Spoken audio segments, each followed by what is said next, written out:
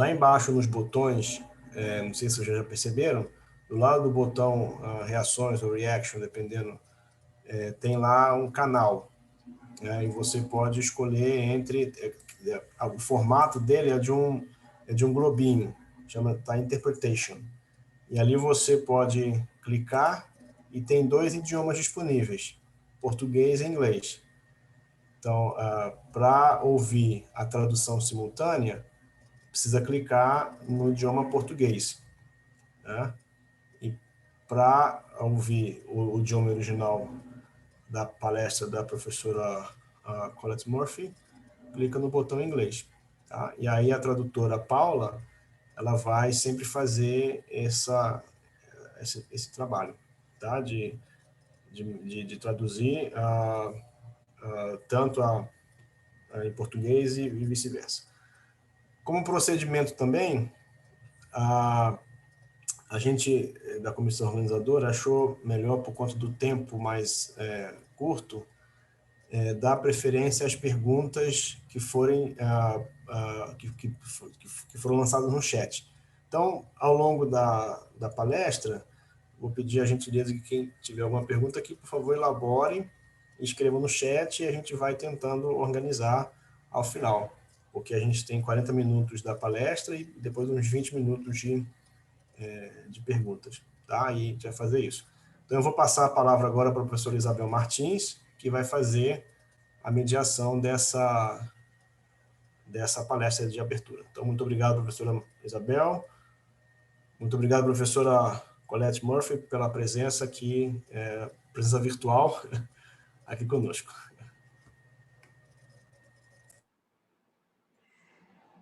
Então, boa tarde a todos e todas. Vocês me ouvem bem? Sim. Ok? Sim. Eu queria começar agradecendo. Bom, meu nome é Isabel Martins, eu sou professora do Instituto NUTES, de Educação em Ciências e Saúde, da Universidade Federal do Rio de Janeiro. E eu queria começar agradecendo o convite, recebido do Cefet Petrópolis, e, sem mais, apresentar a nossa palestrante dessa tarde. A professora Colette Murphy, ela é professora titular de Educação em Ciências e Matemática e diretora de pesquisa e comunicação da área de STEM, na Escola de Educação do Trinity College Dublin. Ela tem uma extensa experiência na formação inicial e continuada de professores e também no desenvolvimento de atividades de ensino, extensão e pesquisa sobre a codocência e formas de docência compartilhada. A pesquisa dela é fundamentada por referenciais teóricos vigotskianos e, entre os diversos projetos que ela coordena e participa, está o STEM in a Box Program, que é um programa muito interessante no qual cientistas, especialistas em tecnologia, artistas, entre outros, realizam atividades de docência compartilhada em escolas da educação básica, sobretudo nas salas de aulas de primária para crianças de 6 a 14 anos, mais ou menos. Então, é um prazer ter a Colette conosco essa tarde, e desde já eu quero agradecê-la pela disponibilidade e pela participação. Tá certo? Over to you, Colette. Thank you. Isabel, can I share my screen? Yeah? Hold on now. It says it's disabled.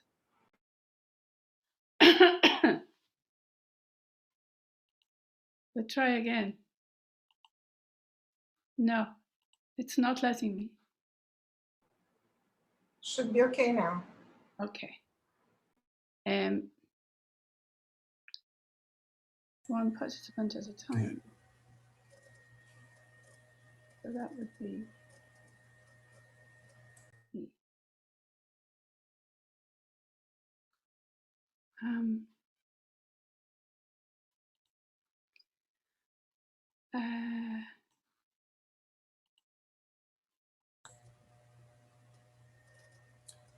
Can you see my screen? Not yet.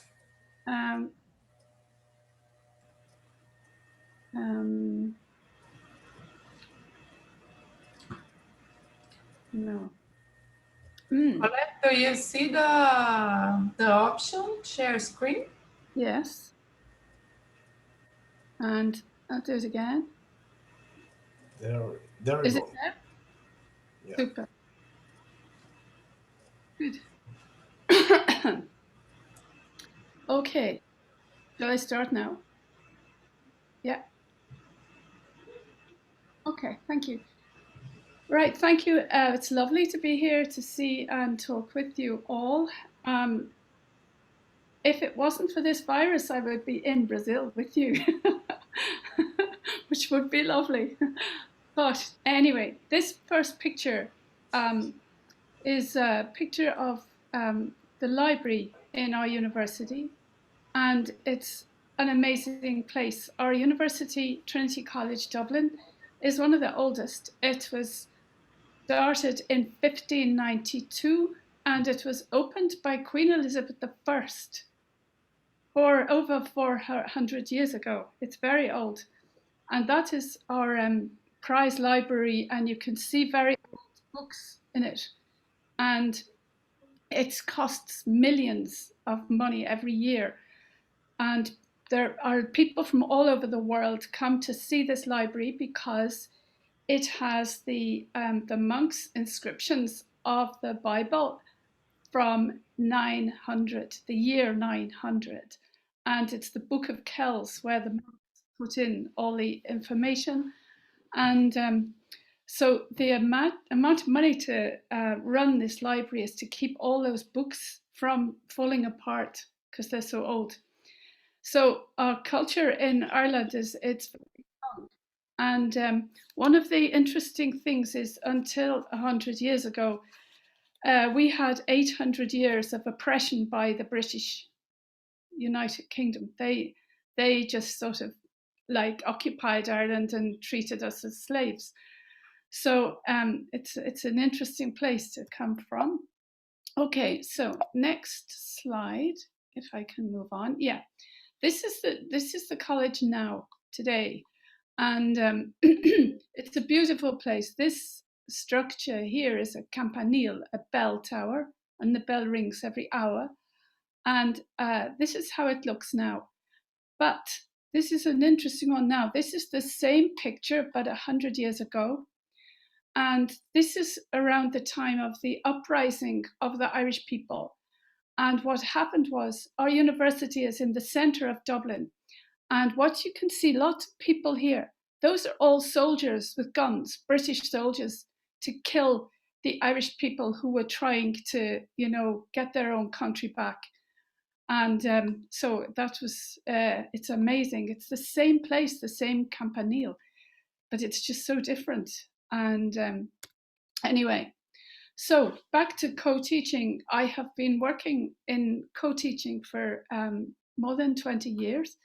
And these are some of my major publications. This first one is a big book with Kate Scantlebury, who Isabel will know as well, because she and the three of us and some more people, scholars from different countries, we were in a big symposium in AERA, the big conference venue in America.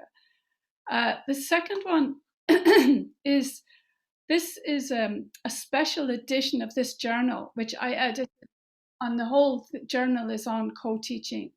And so I have an editorial and I have a paper in it. And then this third book is a book I wrote most recently, and it is for practitioners. It's a very helpful guide. This one here and this one here are quite academic, but this one is like, how do we do it? And so it's a nice little book. So if I move on. So I'm going to start with an introduction to co-teaching. As to, you can see there, what is it? How is it enacted? And some examples of our teaching projects, which Isabel mentioned some of them there. And so co-teaching is lovely. As you can see in this picture, isn't that gorgeous? We don't have to be similar to co-teach. We can bring out the best of each other to make something wonderful. And I love that picture. And here's another interesting one. This is a crocodile and a little bird called a plover. And this looks as though the crocodile thinks this is a sweet to eat, the bird, but no. The crocodile eats and kills different foods, fish and things. And the plovers, once they see the crocodile opens its mouth and they fly in and they clean all the blood and the horrible stuff from the animals that the crocodile has eaten. And so the crocodile gives the plover its own food because they eat all of those bits that the crocodile doesn't want to eat. So this is another way of co-teaching. It's not just to love each other, but it's to help each other and to give each other different things. Like when the birds are in the mouth of the crocodile loves them. They're safe. But if anything comes towards the crocodile to catch it, especially humans, the plovers all start screaming and shouting and everything. And so the crocodile knows he's got to run. So he opens his mouth and lets them all fly out because there's quite a few of them. So basically, co-teaching involves people who are working together to help not just the children or the students that they're teaching, but they're also trying to help each other in different ways to do their own work. So a definition of co-teaching is two teachers teaching together, and the important thing is that they're sharing responsibility. The old way used to be that the main teacher was kind of looking down on the new teacher. That's not in co-teaching, it's very horizontal. They share responsibility for meeting the learning of pupils, and at the same time, they learn from each other. Gosh, that is a long time ago I wrote that. Yeah. And why do we want to co-teach? And really, it's that on these some big studies, the OECD studies, one of the things that came out of education for the future is that the most important single factor for the quality of education, and thus for the efficiency and quality of the pupils' learning, is the quality of the teachers' training. So all of us who've been involved with being trained and training new people to teach, that is the most important single factor for improving things. And this is when co-teaching comes in to make this even better than it is. This is the very first work that we did on co-teaching. And as Isabel mentioned, it's for primary children. So our student teachers were all scientists, but they were going to be primary teachers.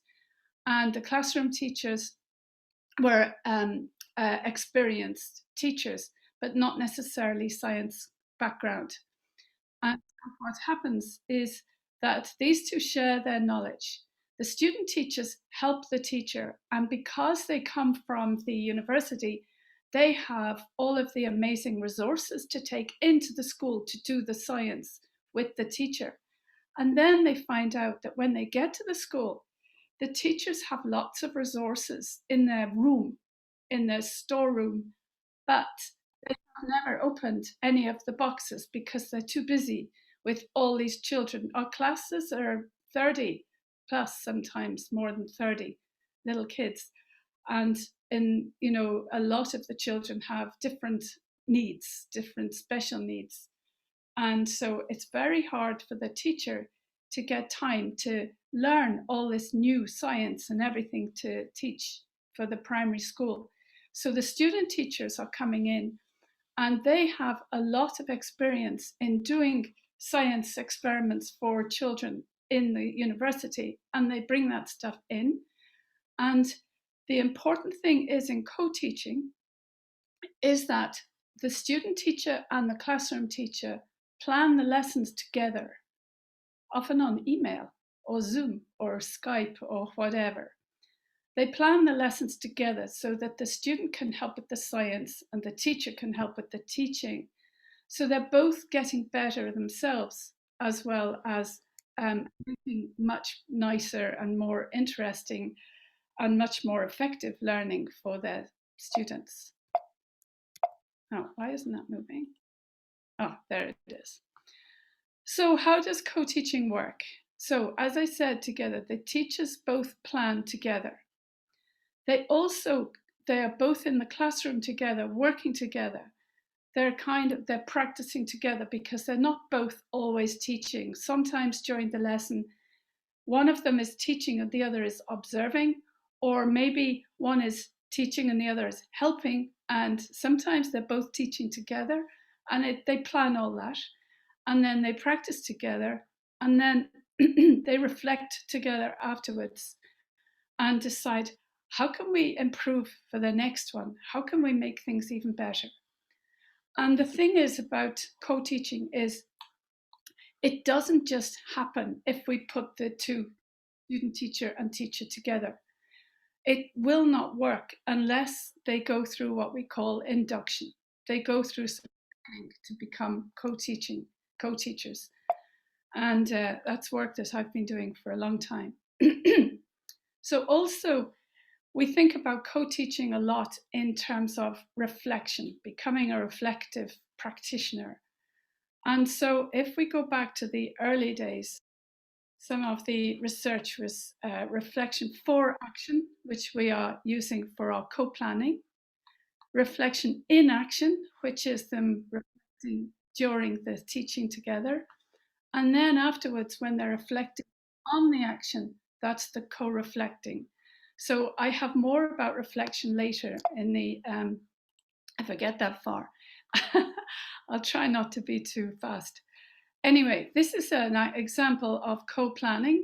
Sometimes it was in the university. We have this lady is a teacher, this is a student, this is a teacher, and they're making materials for technology classes. And this is another way, this other one is in the school, and this is a special school. And this is the student teacher and the classroom teacher, and they're working out how to work the science with the children. With a lot of them have quite severe disabilities. So, the prepping together, they do first all the time in the university. We bring teachers in to work with the students, and then what we try and do then is this top picture here is the student teacher and the classroom teacher working together with these little children. And this here is the teacher. Oops, I mixed them up. This is the teacher and this is the student teacher working with preschoolers. They still have to wear uniform. These little kids are only 2 and 3 years of age, but they love it. It's like playing to them. It's great. This is a volcano they made in the center. And then this is the co-teaching by the children. And the children are telling the older children what they had been doing. They're all their science lessons. And they made these pictures for each of the ones that they liked. And then they made it into a blanket. And these are little tiny girls. These are like 5-year-olds. But we gave them microphones so they can talk. And they felt great. And they moved up in themselves like Vygotsky and ZPD. So moving on. The reflection, we bring them in again to reflect together. This is 2 teachers talking about some of their work on co-teaching with other teachers. And this again is in the university, and this is the pairs, the co-teaching pairs, and they present some of their work to other co-teaching pairs, so they're all working together. We take the background, and the teachers and student teachers are all teaching each other. So, examples of our projects. We do an awful lot in science teacher education, primary and secondary. And we've done work with co-teaching with trainee doctors, with primary school teachers, to help the trainee doctors be able to talk to children properly. So they work with the primary school teacher in the classroom, and they come in with their little doctor's white coats and the stethoscope, and they work with the teacher as well. The third one, Isabel mentioned, STEAM in a box, that I'll go on to that later. We also did a big project in music education, but I didn't put the slides in. It was one of my PhD students. She's still there. She's a colleague of mine as well. And she did the co-teaching with music. And it's been really good too. But for today, we haven't got too much time. So for the teacher education, this is just a project we got subsidized by AstraZeneca, Science Teaching Trust. So they don't just make vaccines, they also give money for new science to be taught. And these are children presenting their work that they did with the co-teaching student and teacher. And so they presented it to a big audience with government people and lots of adults. So we got them a nice little picture. And next one is, we found the best way to do our induction was to bring in new teachers, not the people that we're used to, like myself and all my colleagues. And this gentleman up here in the top slide, he is from Sweden. He is called Hans Persson. And he is brilliant at working with teachers and student teachers. So in the room, he comes in and he teaches them science to do, brilliant science to do with just materials, household materials, nothing that you need to buy particularly, but he is brilliant. And so what they're doing is the teachers and student teachers are learning together first, learning how to do these experiments that Hans is showing them. And then another set of people who came were people who make amazing puppets. And our puppets, the students and teachers, this here, that Michael, he's the student, and this lady is the teacher.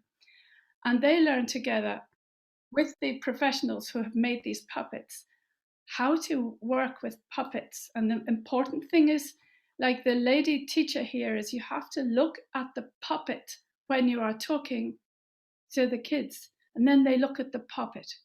And so they were practicing all of this, and then they go together into class and they have the puppets and they have all the resources that we had for Hans.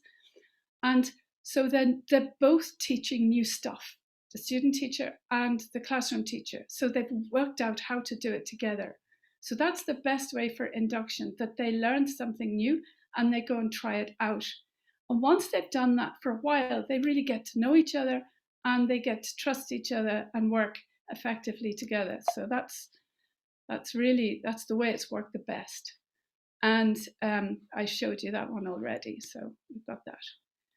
So the next one is just project is with the medics. These are the medical students in primary schools. And this is one of the medical students, and this is one of the kids.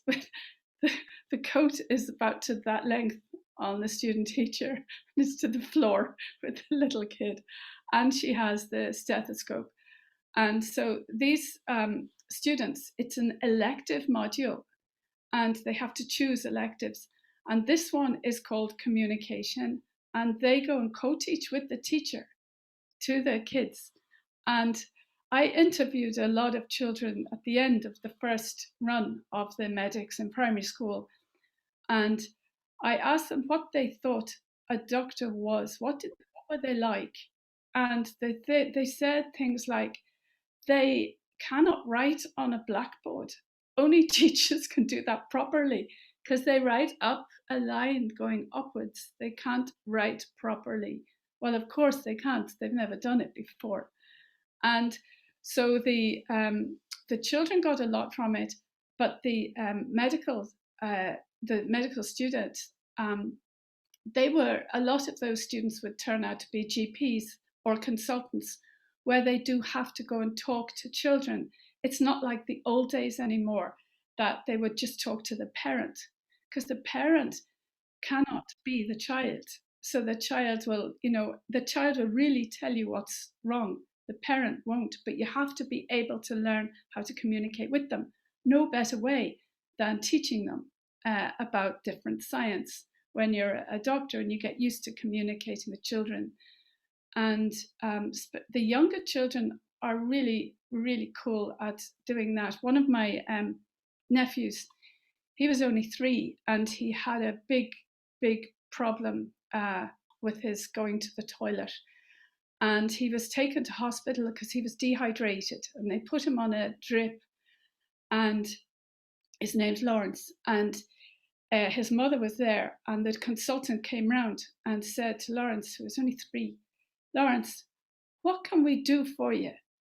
And this little child leaned over lay on his tummy and pointed to his backside and said, fix it. So the consultant knew what to do, fix it. So anyway, so that's another important one, because it's this communication that co-teaching helps so much. And these young doctors or young prospective doctors, they were delighted that they now had a confidence to talk to children because they would learn so much more, which meant they do their jobs better. Okay, so then the last one I'll just mention quickly. How is my time? Yeah, it's okay. Steam in a Box. I'll just put my watch down.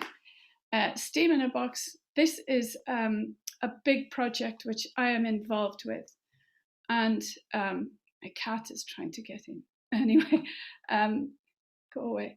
Anyway, this is a project to inspire children in STEM and art subject with industry. So we're trying to, the mission is to inspire the next generation. So these are the little kids after the end that they've done all this teaching. They, sort of act the wag and they pretend to be graduating. We give them things that look like gowns and here are them in class where they look a bit more, oh, we're working. And so these, we inspire the children to love STEAM subjects, science, technology, arts, engineering, arts, and mathematics. And we're inspiring them to love it, that we never assess them or anything like that. And so the co-teaching is brilliant because I teach these guys as well. What we have is we have scientists. Some of them are from industry and some of them are from like universities, and they might be PhD students or postdocs. And I hold a lot of induction sessions with primary school teachers and the scientists. They all come into us to the university, and we do these big workshops where they have to get into the team that they're going to be, the primary teacher and the right scientist. But they work in groups, say 4 groups, so there's 8 in a group. 4 of them will be teachers and the other 4 will be the scientists. And so they practice a lot of these activities in the university with us, and they see how they work together and they try out all of this so they have some ideas of when they start. And then what happens is every week, for once a week, for 1 hour, the scientist comes into school, and it's all organized beforehand when they come, and they do an hour-long lesson with the teacher. And so the scientist is mostly teaching it, and the teacher is helping them when they cannot communicate, because they might say words that the kids don't understand, the teachers don't understand, but they find it quite hard to make it easier because they're so full of these concepts. And what's important in communication is not using any of the terminology. And if so Einstein said, if you cannot explain something so that a 6-year-old child knows what you're saying, you don't understand it. And so you can only really communicate if you understand and don't hide behind terminology. So anyway, this is an engineering class where they made prosthetics for people who've lost a leg or whatever. This is a biology session where the scientists has brought in some microscopes. And in this one, I think it is chemistry that they've been, no, it isn't, it's black holes in space. They were all invited to draw a black hole and they're holding them up here to show them off. And so this is very interesting co-teaching, and it's huge now. We started off with about 20 schools. We've now got an awful lot, and what's coming out of it is wonderful. This is just other classes. This is the science student, and this is one of the children. And they have been looking at a heart, and they love it. A lot of them just love doing that. These are other children doing some physics. And this wee girl is always laughing, and that she has a bull's eye in her hand there. They're studying eyes. And this is a school principal leaving a statement saying on how it was very good in their school, da-da-da-da-da. It goes on and on for a long time, as long as the schools want to be in it, and as long as industry has enough people to let them go.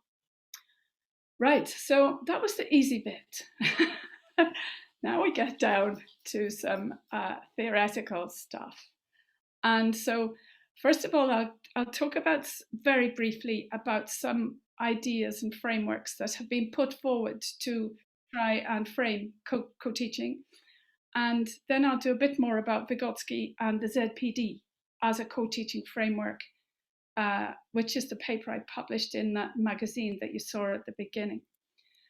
Anyway, chat is, I don't know if any of you know about it. It's cultural historical activity theory, and it is very good. I won't go through it at this because we haven't got time, but it's a good frame if you want to look down from a helicopter of what's going on in a large area in co-teaching, because this theory, cultural historical activity theory, basically all it is that instead of using subjects as teachers and students and all this, they're researching the activity of teaching. And it's a very typical kind of Russian framework. The Russians seem to have a much bigger frame all the time than they do in the West. Their concepts are huge. So cultural historical activity theory, it zooms into the activity, say, of teaching. So basically they have their subject, which might be a teacher. The object might be the teacher's lesson. And the outcome from teaching that lesson has to be something like the children will be able to do science in whatever way. But you cannot do that without tools. So you have the subject, the object of their work, and the tools that they use. And the tools are things like, some of them are internal tools. Some of them are like the curriculum, their resources, whatever, and signs and symbols. You know, in science, it's all diagrams and things and words. They're all tools that we use in school science.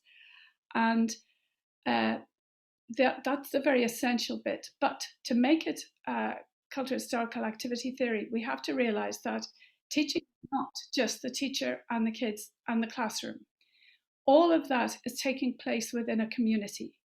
So what goes on in that classroom depends upon the community. And so the community might be the whole school, including the administrators and everybody are all involved in this. Also the children's families and all the other cultural things about that. So they all contribute, especially the parents, they all contribute to the teaching in however way. But in order to work in a community, there's always rules. So rules is another thing that comes into this theory, and the division of labor. Who does what in the activity of teaching? It's a fabulous way to look at things. And really what comes out of chat is the articulating the relationships between all of these different things, the community and the rules. Do the people in the community obey the rules? Are they good rules, etc., etc.? So they're looking at the activity of co-teaching perhaps from a different perspective. And one of my PhD students did just that. She did chat for some classes that weren't ever co-taught and some that were, and she was looking at the difference. And so we had then the school classroom teacher was, instead of being the subject or the object or whatever, became when it was the student teacher who was taking over the teaching. So an extra tool for them was the co-teacher to help them out. So and basically it showed that because this is all about collaboration and communication, etc., we saw stark differences between the results from the chat analysis between the co-teaching and the non-co-teaching. So another theory, which is Lave and Wenger, you know all them probably, this situated learning. And a lot of people consider that a good frame for co-teaching. I don't, because it's based on situated learning is really akin to apprenticeship, so that when you start, you are actually allowed into this wonderful place with all these really clever people, and you are allowed in as a legitimate participant. In other words, you're nothing really, you're just there, you know, to learn. And so I think that's terrible, and you have to do more to get in and all this. It's a hierarchy, and I don't think co-teaching is hierarchical at all. The whole point of it is the sharing of expertise. It's assuming that everybody has something to offer to help the whole. So situated learning is very popular, and there are some ways that it can be useful, but not as a whole framework. I don't like it. I think it's wrong. I'm a rebel. Me no like hierarchies too much. Another framework is the structure agency dialectic, which is a big kind of social science thing. And basically the structure could be, you know, what's going on in the classroom, what resources have we, what freedom have we, what time have we, and that structure is all important and impacts upon the agency of the teacher, because if they haven't got freedom to teach and to change things and whatever, their agency is less.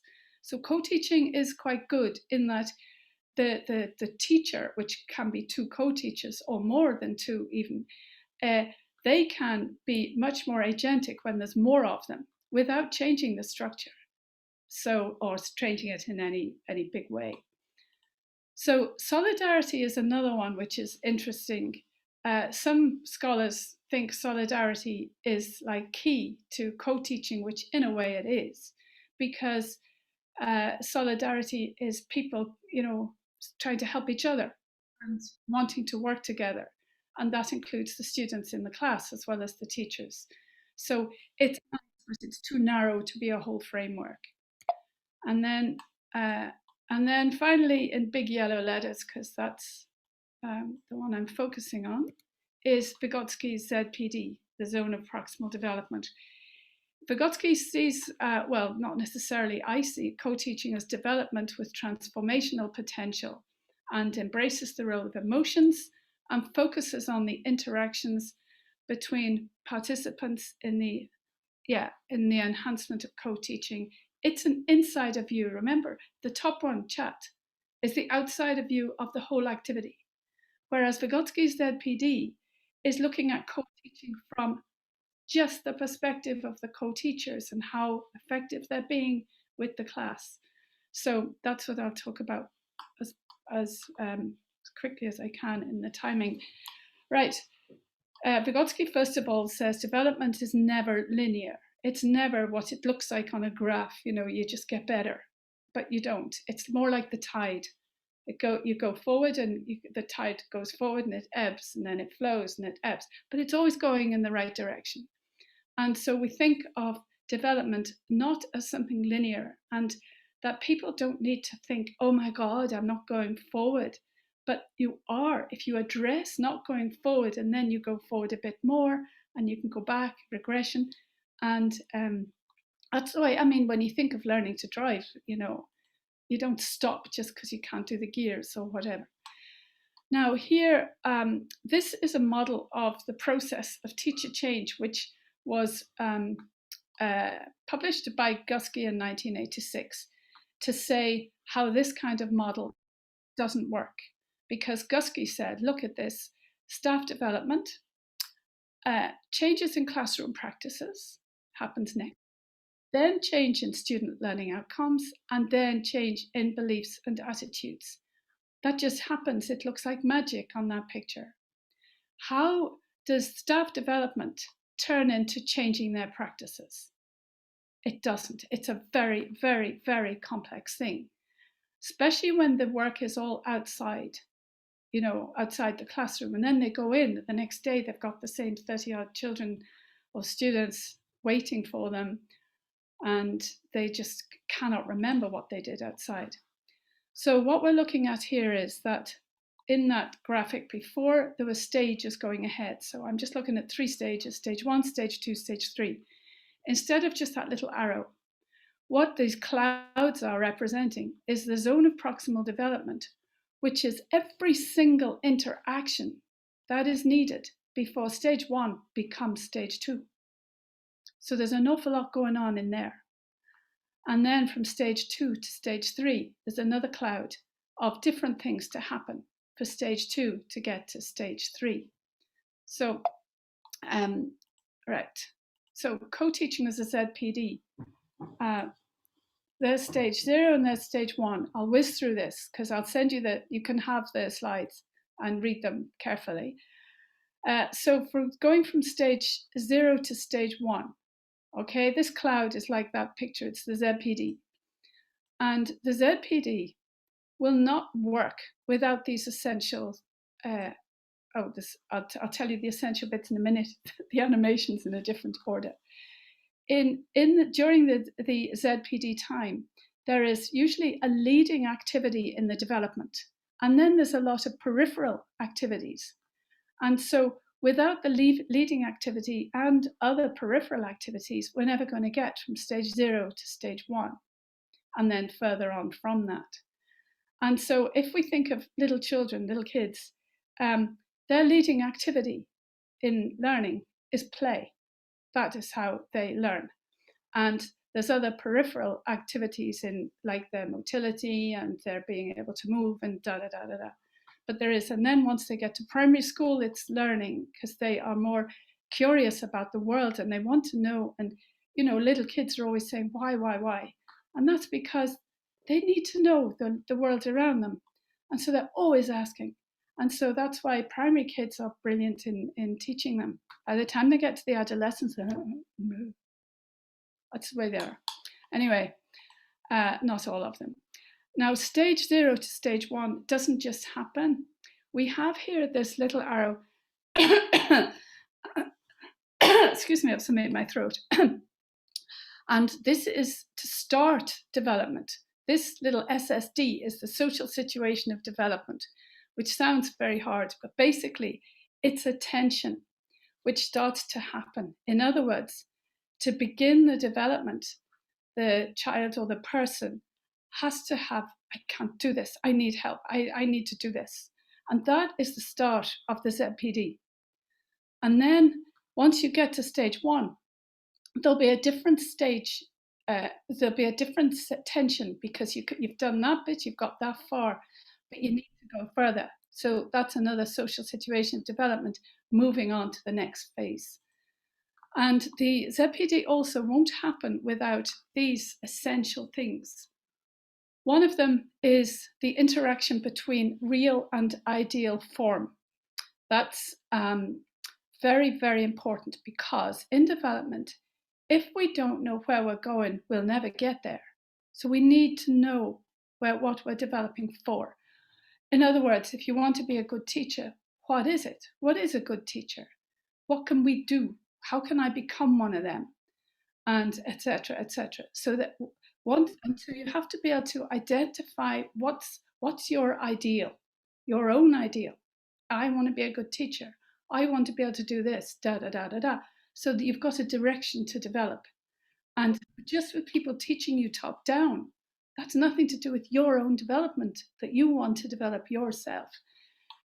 Buds of development is another aspect of the ZPD, and all that means is that, say, stage 0 to stage 1, what's happening here is that you will only get to stage 1 if you are being pushed to that level. If you're being pushed to like stage 10, it's too much, so it won't work because it's too big.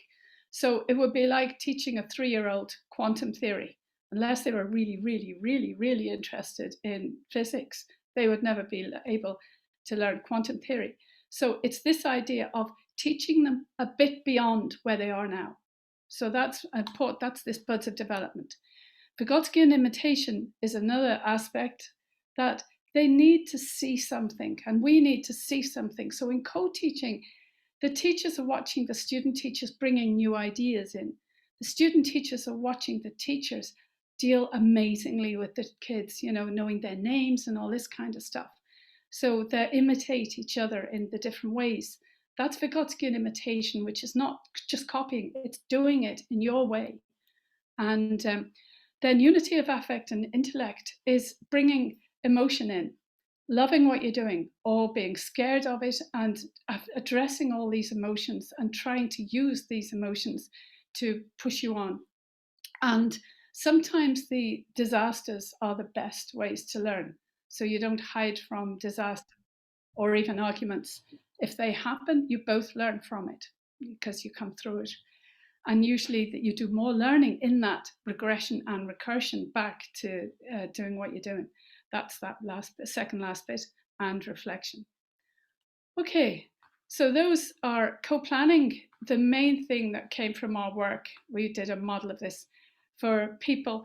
They were more interested in co-planning for the ZPD of the real and ideal. They loved that because the school teachers and the student teachers had an idea. We have to think of the ideal. What's our best class? What is the way we can get these particular children to be able to do this, that, and the other? Buds of development, they never wrote about it because we got them to do some free handwriting about their experiences. They didn't mention the buds of development.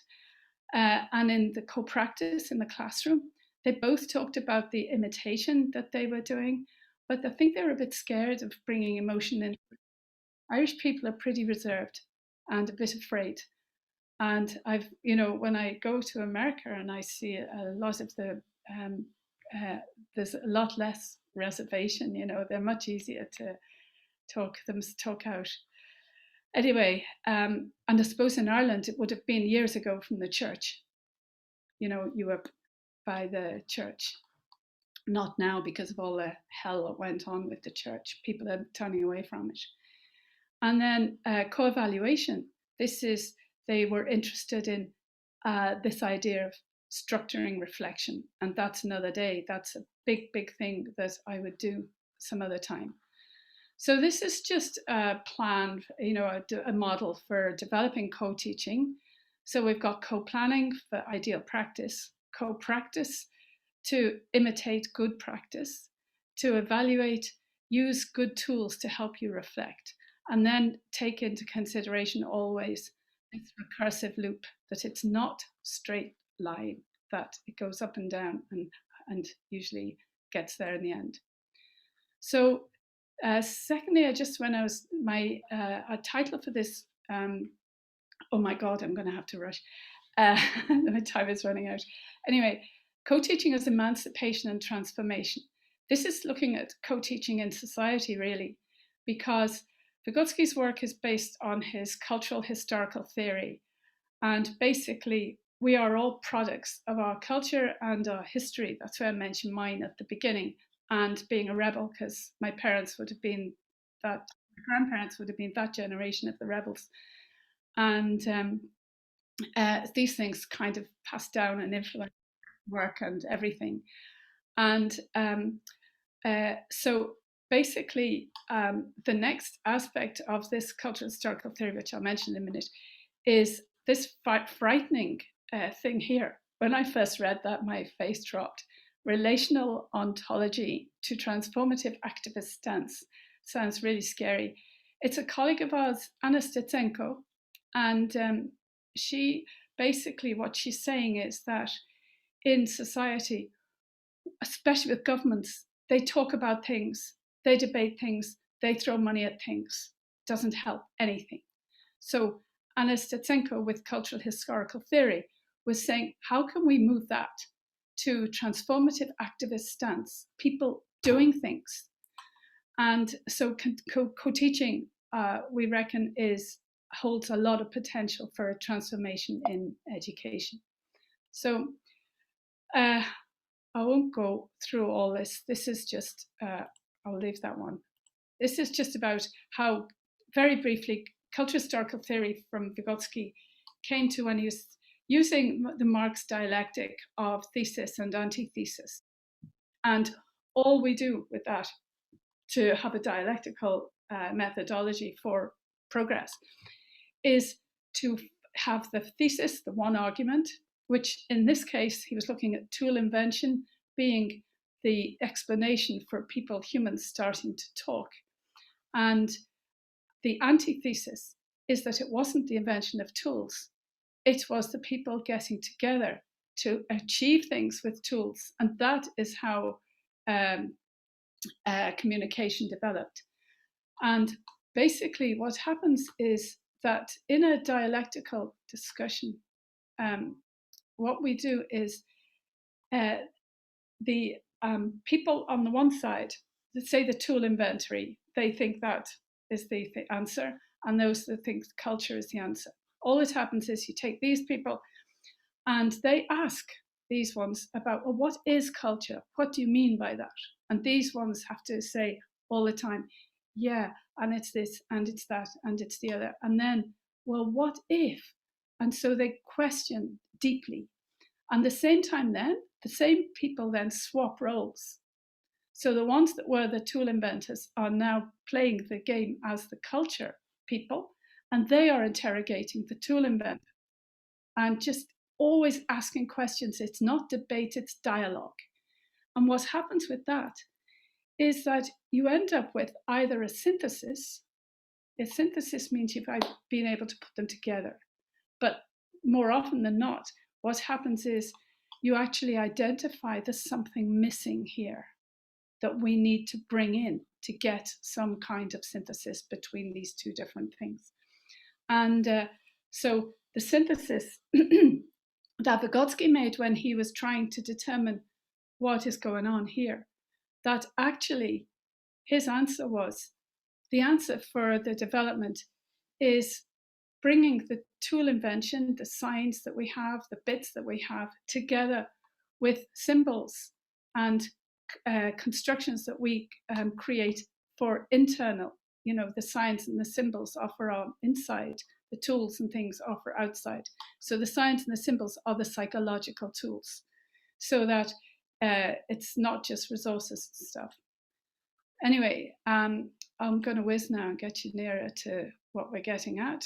I've more or less told you about that. So, and I don't need to go through that again. That's the, Anna argued that relation and ontology was a spectator stance.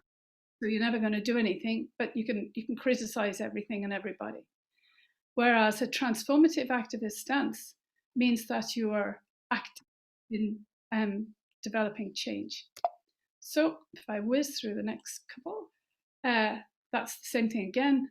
But in co-teaching, we talk about shared expertise, expanded learning, However, to attain the transformative activist stance, we have to act together in the classroom in new ways to transform the learning opportunities. So, anyway, every time I move this thing off, it comes back. Sorry about that. I'll make it small. Yeah. So here we have transformational potential. So basically, the lowest level of being in society is participating in something. Now I've lost you all. I'll make it little. No, that's only me. That's better. And I'll try and, well, it doesn't matter. And so we participate first. So we're just saying, yeah, I'll do it. And then we move to contributing, helping the other teacher, if we think of co-teaching. But then when we're helping each other to do things together and make things, something new out of the collaboration, and then working out a new way of teaching. So the agency in participation is collaboration. We're all talking together, we're all being together. The contribution is co-evolving individual and collaborative agency. And then when we're really doing co-teaching well, it's active promotion of each other's agency. So you're trying to make you better, and you're trying to help the other teacher get better all the time, and you're doing it consciously. You know, it's a conscious thing. So it's massive in terms of, you know, rather than just reading about something and doing it, it's acting it and pushing it. So next. And here's the little graphic that I use. And so here's participation. Marita, one of my colleagues, and she's the one who did the music co-teaching with her music students and with primary school teachers. And so she made these steps, the 6 steps, 1, 2, 3, 4, 5, 6, yeah. And instead of writing them horizontally, she made it going up, which I thought was genius. So we use it all the time now. And so participation, so the teachers could, the co-teachers could all understand what we're talking about. The participation is, yeah, okay, I'll do it. I'll be involved. Great. That's stage 1. Active participation is when you're like to the other one, well, what should I do? How can I help? And then cooperation, you're not asking, you're saying, oh, should I do this? So you're contributing in the cooperation. And then sharing cooperation. What if we tried this and try that? And then when it comes to the highest levels, we've got the contribution. Oh, why don't we try this? It might work. And then the top one, the conscious shared contribution. Wow, let's make. So you can see the difference between being involved and actually doing things big time. The teachers took this, and this was the main teachers, the in-service teachers. They used this all the time. And in their reflections, they took out the steps, and some of them were saying, do you know, I've been doing this for a few weeks and I haven't got past cooperation yet, you know. So they were using it as a tool for their own reflection, which is really good. And so that's just more words about what I've just said. And and this is just things that co-teaching can do. The next section, I think I might have to leave. Isabel, you can do it. I don't mean now. Like, I'm just wondering, like, it's 5 o'clock. Is it okay? Should I stop here? Rita, eu acho que a gente pode ter mais uns 10 minutos. Yeah. Mais uns 10 minutos para concluir. Oh, good. Okay. It will be 10 minutes, no longer. Might even be less. So reflection is very important because that's what keeps us conscious about what we're doing. Otherwise, we just go and do it like robots. And so it's really, really, really important. And in order to reflect, we have to develop our ways of thinking. So we want to try and develop these higher psychological functions. And to do that, we are helped using mediational means. Mediation is how you help someone externally, and you help them with mediation. You can't just think of it all that. It's using these mediational means, which is people, you know, giving you inductions and things. These functions enable you to think at a higher level. And so I'll show you a bit of this stuff. See, when reflection is one little guy, look, the reflection, it's not wonderful, but it's okay. But when you've got, look at this, I'm just saying, because of co-teaching, it's so much better. So I like that picture too. This poor little guy on his own, like, no.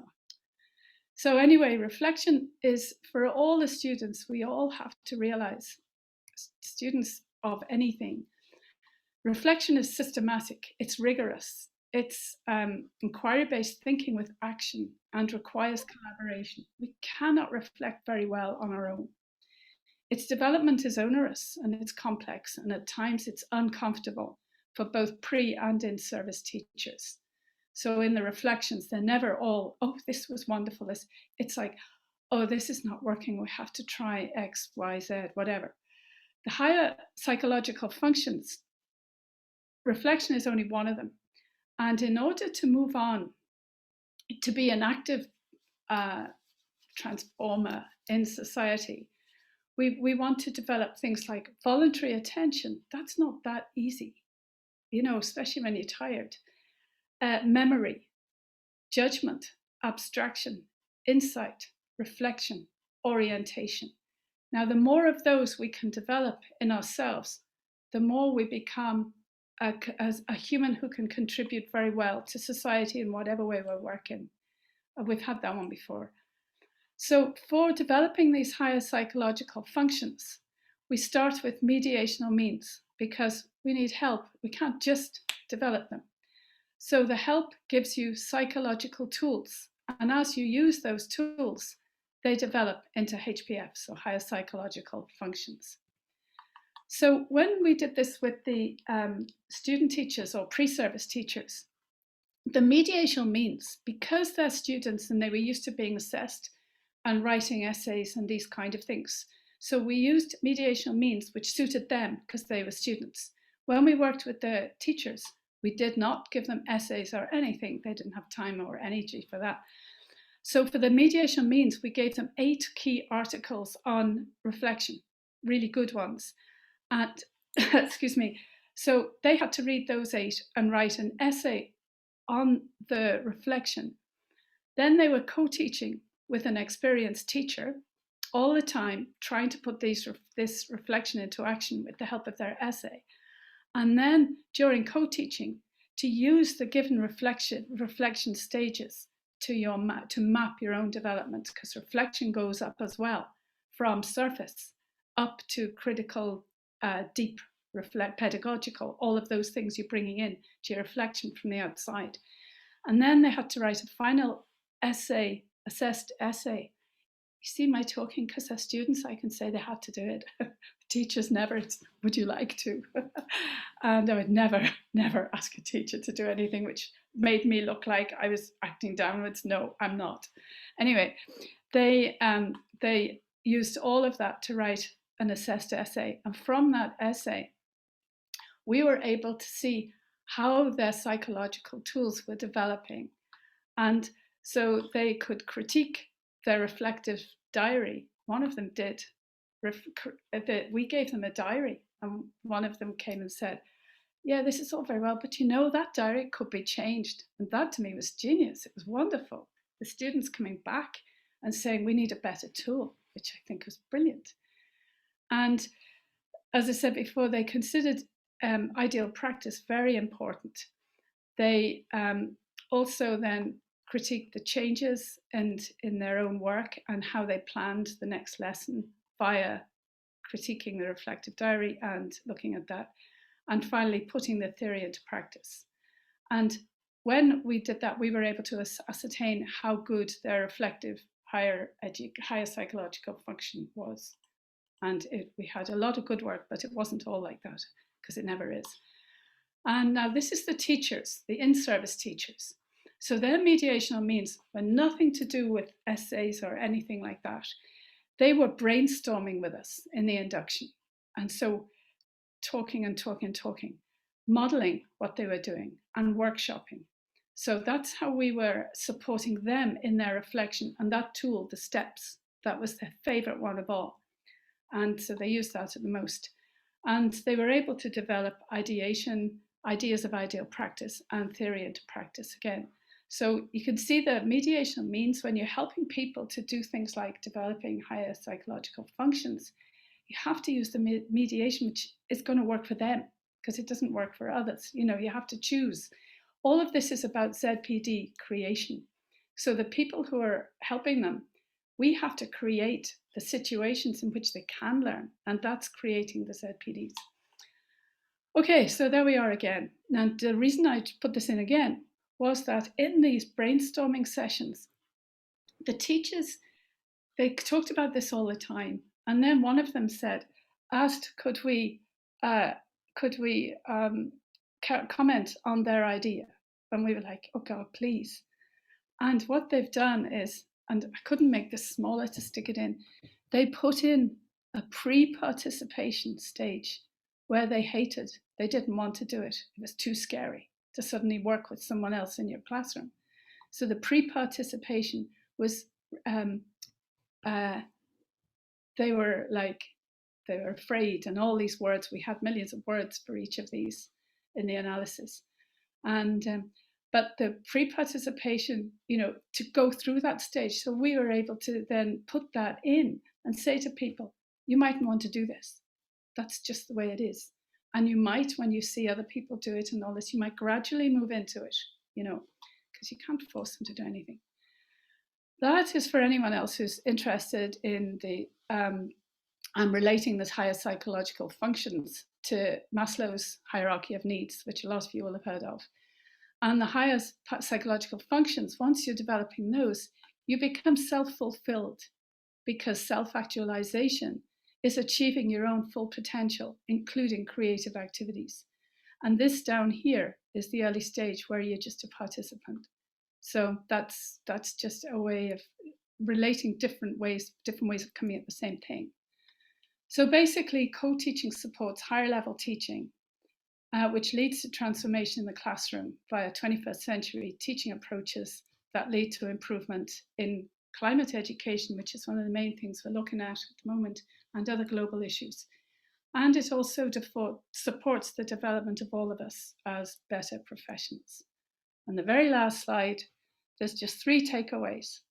And I think using ZPD creation to mediate means to help people do things, you have to tailor the lessons to what you want them to do, and so creating ZPDs with another teacher is another huge advantage of co-teaching. The mediational means are used to develop higher psychological functions in all of the people involved, the teachers, the student teachers, and the students. And basically, it's developing these. If you get loads of people developing these functions where they can think straight and collaborate and that's how you get societal change. And that's what happened in Russia. That around the time of Vygotsky's work in the 20s and early 30s, and then he died, the place was ravaged by war, revolution, plague, famine, and everything. And Russia was a hovel, basically. And Stalin came in after Lenin died. I wonder, did he have help? Wonders. Anyway, when Stalin came in, he wanted to change Russia. And he wanted it now. And anyone who wasn't involved in this change in Russia, they wanted to create the new Soviet man or woman. So they were creating a new type of Soviet, as they were then in those days. And basically, what happened was they managed for a whole society to change, to become scientific, to become interested in a lot of these things, because most of them were peasantry, had nothing. They were just eking out the land.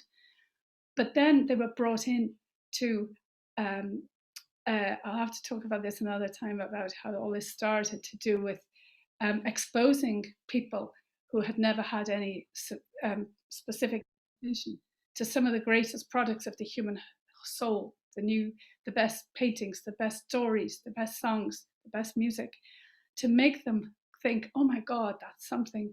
And it grabs their interest. So they did that kind of thing in these Eastern countries. Culture, what we call it, like operas, they don't cost anything or hardly anything, because this whole movement was to get everybody into higher level thinking. Anyway, and then in the 1950s, the Russians sent Sputnik into the sky and beat the Americans. And the Americans had never, ever had any problems. There was no wars in America. They did, because they were white colonizers who just killed all the First Nation people. killed them or made them alcoholics. They gave them lots of drink and put them into reservations, and they all drank themselves to death. So anyway, that is it. So I'm sorry I had to rush that. I didn't think it would take this long. Apologies. No, actually, first thought I had an hour, and then it changed. Anyway, do you want to still do questions, or have we any time? Okay. So, Nós temos muitas perguntas aqui, Colette. Oh, good. Okay, go. I'll just sit and listen, and then I'll try and answer. Eu vou tentar resumir as perguntas em 3 blocos principais. Okay. Talvez encaminhar 3 perguntas que reflitam a temática de cada bloco. Houve um conjunto grande de perguntas que questionavam a própria natureza da codocência. O que é a codocência? É um método de ensino, ela sempre acontece a partir de um projeto pedagógico, ela pode ser estendida para além de um projeto pedagógico. Qual a relação entre essas atividades de codocência e a formação inicial de professores? Eu acho que também muito motivados pelo fato de existir no Brasil um programa que se chama Residência Pedagógica e que promove a imersão do licenciando, do professor em formação na escola de educação básica e estimula o trabalho desse licenciando com o professor da turma, não é? E com o professor universitário, não é? Que é o formador de professores. Então, comentários acerca de se as dinâmicas e interações que ocorrem em espaços como esse podem ser consideradas uma modalidade de codocência ou não. Algumas dúvidas sobre os dados, não é, que você mostrou, se eles estavam relacionados a ações promovidas pela universidade durante os estágios e a prática de ensino, durante os programas de formação de professores. Até a própria ideia de se existe alguma política educacional que estimula a atuação dos professores na forma, não é, de codocência. E eu acho que esse conjunto de perguntas, de certa forma, você foi esclarecendo, mas tem uma pergunta que permanece e que talvez você possa acrescentar alguma coisa sobre esses pontos anteriores quando responde a essa pergunta que foi encaminhada pela Marta. Ela é uma pergunta que quer saber sobre fatores que podem facilitar ou dificultar a implementação de práticas de docência compartilhada. A gente sabe que, por exemplo, a cultura organizacional da escola, ela desempenha um papel muito importante na forma pela qual diferentes propostas educacionais são implementadas. Então, você poderia falar um pouco sobre isso? Quer dizer, que condições ou que características do contexto escolar, ou mesmo da dinâmica de relação entre universidade e escola da educação básica pudessem favorecer a emergência de práticas de codocência? Yep. Ready? Okay. Where are you? Oh, there you are. Sorry. I took my PowerPoint off, so I'm sick looking at it. Anyway, yeah, certainly. The factors, I've been doing this for a long, long time. One of the key factors is at the beginning, the teacher and student teachers, if you put them together randomly, there is a higher risk that there will be big problems. Maybe they don't like each other. Maybe one of them is doing all the work. All of these things, I've seen them happening. At the beginning, we did it a bit like that. And so they all signed up to do it, and they all went to induction courses in which we asked them to, I've forgotten what you call the form, where they both had to sign in that they wanted to do this. And we've given them rules like, I will do this, I will do that, and they have to sign to participate. And so if they don't give me or give us a signed copy, then they won't be in the co-teaching. So they have signed to say, yes, we'll do this. Yes, I will always be respectful of the other co-teacher and all this. Code of practice, that's the word. So we gave them just a template, and they worked together. Each teacher and co-teacher got together, and they changed what was on the code of practice to suit them, to suit their school. And so that was one thing that was important, because they were getting to know each other, and they actually signed that this was how they were going to behave. So that's number one, that they did it. So they signed in to do this. They didn't have told you had to do it, because they didn't. Anyway, then we also gave them scenarios of what could happen and what would they do. So what happens when the student, teacher, or pre-service teacher goes into school and there's a new teacher there? The main teacher has been taken sick. So what do they do? And they discuss this. What do they do on the day? And what do they do in the future about this? So that they're predicting things that could happen.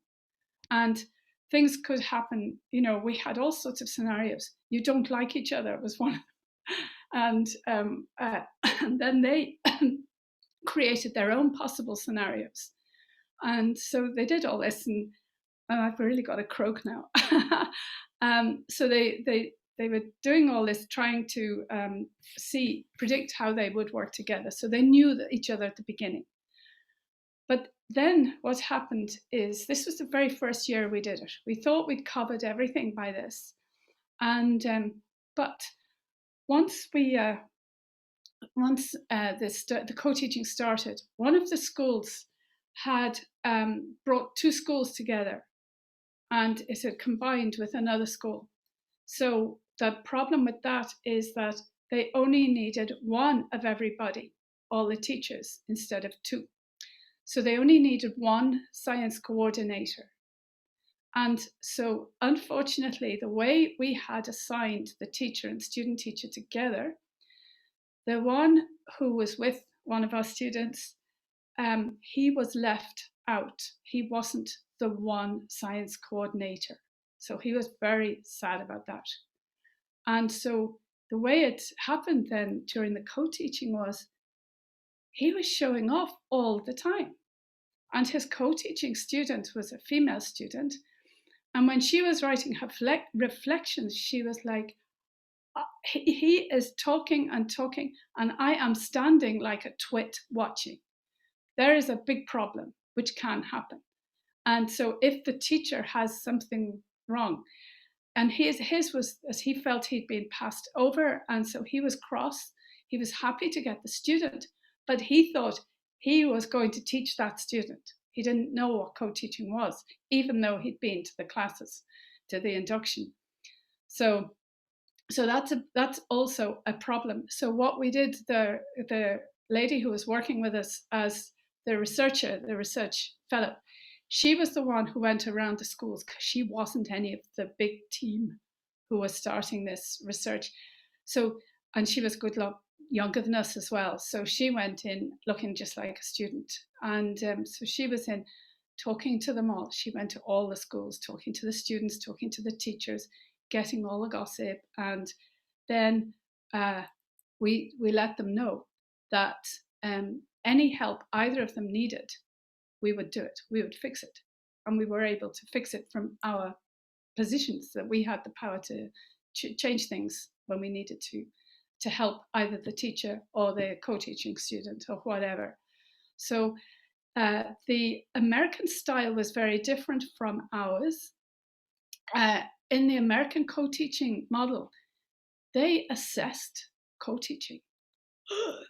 In our view, that's a sin, because the classroom teacher is doing this for reasons that they don't need to be assessed on.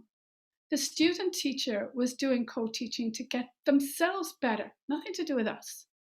Because when they were assessed, they were only assessed on solo teaching.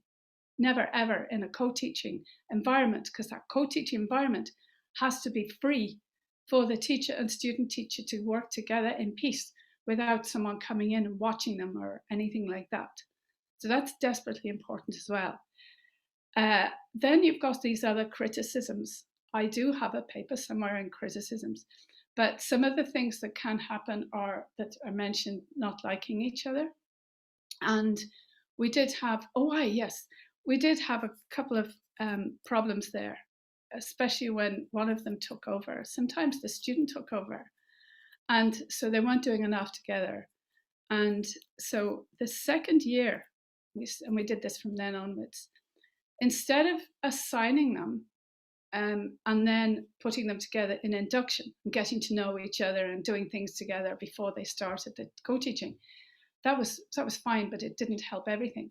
So what we did for the second year is Jim, who was working with me as well, that's my other half who came in before, he and Karen, who was our research fellow, they went to every single school with the profile of the student who they think is possible. They have a set of profiles, and they would say, so they would work with the school principal, and they together would decide, now this teacher is a bit, shy, so they don't want a student who's going to come and make them even shyer. Or they might want a student who is more, because the principal knows the teachers more than we do, and we know the students more than they do. And so we would set them up like that from the two perspectives to make them match as much as we could. So we matched them. And that actually worked really well, because the principals were delighted that we came out and said, yeah, let the teacher choose. If they weren't sure of a teacher, then they took it on. They discussed the profile with the teachers of a student. Do you want this one? And then it would come back. So yeah, so that's it. It has to be. It needs people who are neutrals as well, who can go into the class, who can listen to their problems, because of course there's always problems, and then some of those problems can come back to the people who are running it, who can then change, to get things improved upon. But I think if I was ever giving any advice, I would actually say that students and co-teachers should never ever be assessed on their co-teaching. That is not going to help anybody. It should never ever be done. It's hierarchical. It's almost teaching as though they're like, lower level. It's just not done. We're all equal. And the other thing we do is towards the end of every year, we have a party. And in those days before lockdown, we had big rooms in the university where all the students would come, all the teachers would come, and each one of them received a certificate of becoming a co-teacher. We made these gorgeous certificates. And so did a whole pile of the little kids in school. They got certificates as well for being co-taught. And we got the Department of Education, all the government, all the quangos that are running education, all the different people who are stakeholders who are involved. And they would all come to this kind of ceremony where these certificates were given out. And they presented, the co-teachers presented together. So that was one great thing we did. But the other thing which we did, which we couldn't do to take them abroad because it was too costly and the grant wouldn't allow it. But for local conferences, we would bring the co-teaching pairs, and if possible, some of the pupils, some of the students, they would come to academic conferences, and they would talk about how they did it and how they felt and what came out of it and all that. And that was most interesting, because we had one at a conference in England, and we brought the student and the teacher with us. They gave a really good, they had PowerPoint and everything, a story of what they did and what the issues might have been. And one of the colleagues there, he was from a different university. He grabbed them afterwards, the two of them, It was two females. And he said, "Can I ask you some questions?" And they were like, "Yes, of course." "Did they tell you to say that?" That's what he asked them. "Can you believe this?" And they were like, "What? We didn't even see their presentations before. Why would we? It's their work." And it was shocking, but that's what you're up against. Something's good, they don't believe it. So he was like, as though we had told them what to say and we had done the Jesus, it was crazy. So it's and we just have to be prepared that there's always naysayers, because maybe they don't like it, or maybe they're a bit jealous sometimes, and you just have to take it on the chin and carry on. Yeah. Because I've never had anybody come up to me, come up to any of us and say, co-teaching doesn't work. No. Sometimes some lessons it doesn't work, but that is, we work with them to get over that. And once they get over that, then, and the steam in a box is incredible, because that we have people from engineering, and a lot of these engineers can hardly speak to the rest of the public, rather than, I mean, even kids, like they couldn't speak to kids, never mind, they could hardly speak to members of the public, because they can only talk in tech words and things. And brilliant, because they learned more nearly than the co-teacher did, the school co-teacher did, because they could not believe how hard it was to communicate. And so their whole company then was saying, these guys can do this, these guys can talk. So the industry want it. That's why it's going on. Industry is paying us to do that. Essa curiosidade sobre como funciona, não é? Como funcionam os bastidores, não é? da Codocência, também foi muito mencionada nas perguntas, muitas dúvidas a respeito de qual seria a relação entre as atividades, por exemplo, de coplanejamento, coavaliação e os diálogos cogenerativos, como... Co-teaching, co-planning, co-teaching, and co-reflection.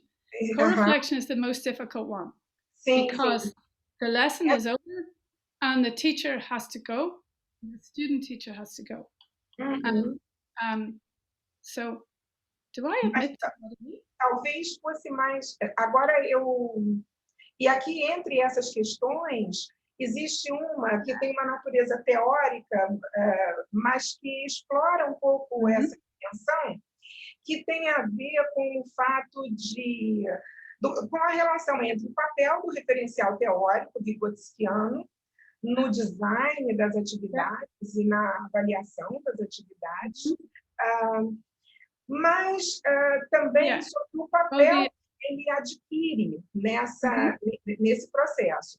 Uma pergunta foi, seria possível... One of the things we did deixa eu só completar, colega. After the... Can I just finish? Aqui são duas perguntas em uma. Né? A primeira pergunta, ela quer saber se seria possível observar a presença de todos os elementos da ZDP sem separá-los em todas as fases, desde o coplanejamento até a coavaliação.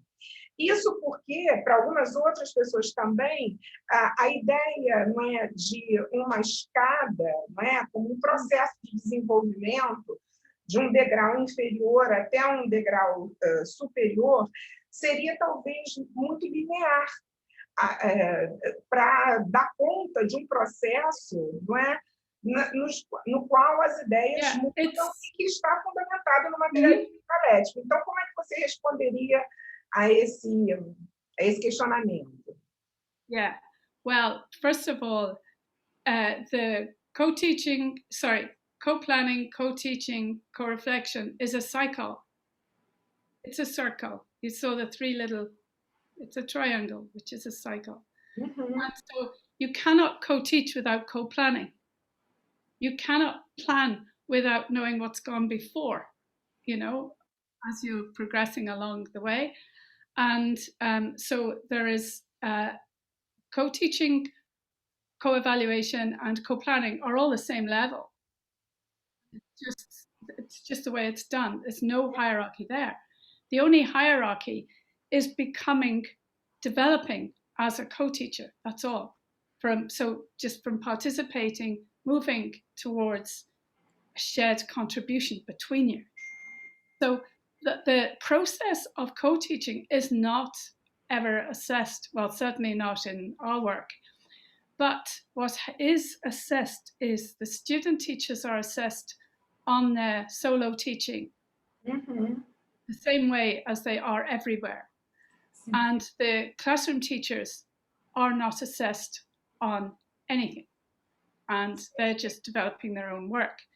And so there's no hierarchy there. However, one of the things we did was we took the first 10 years, because after the first 10 years, I moved to a different university, and then I moved again.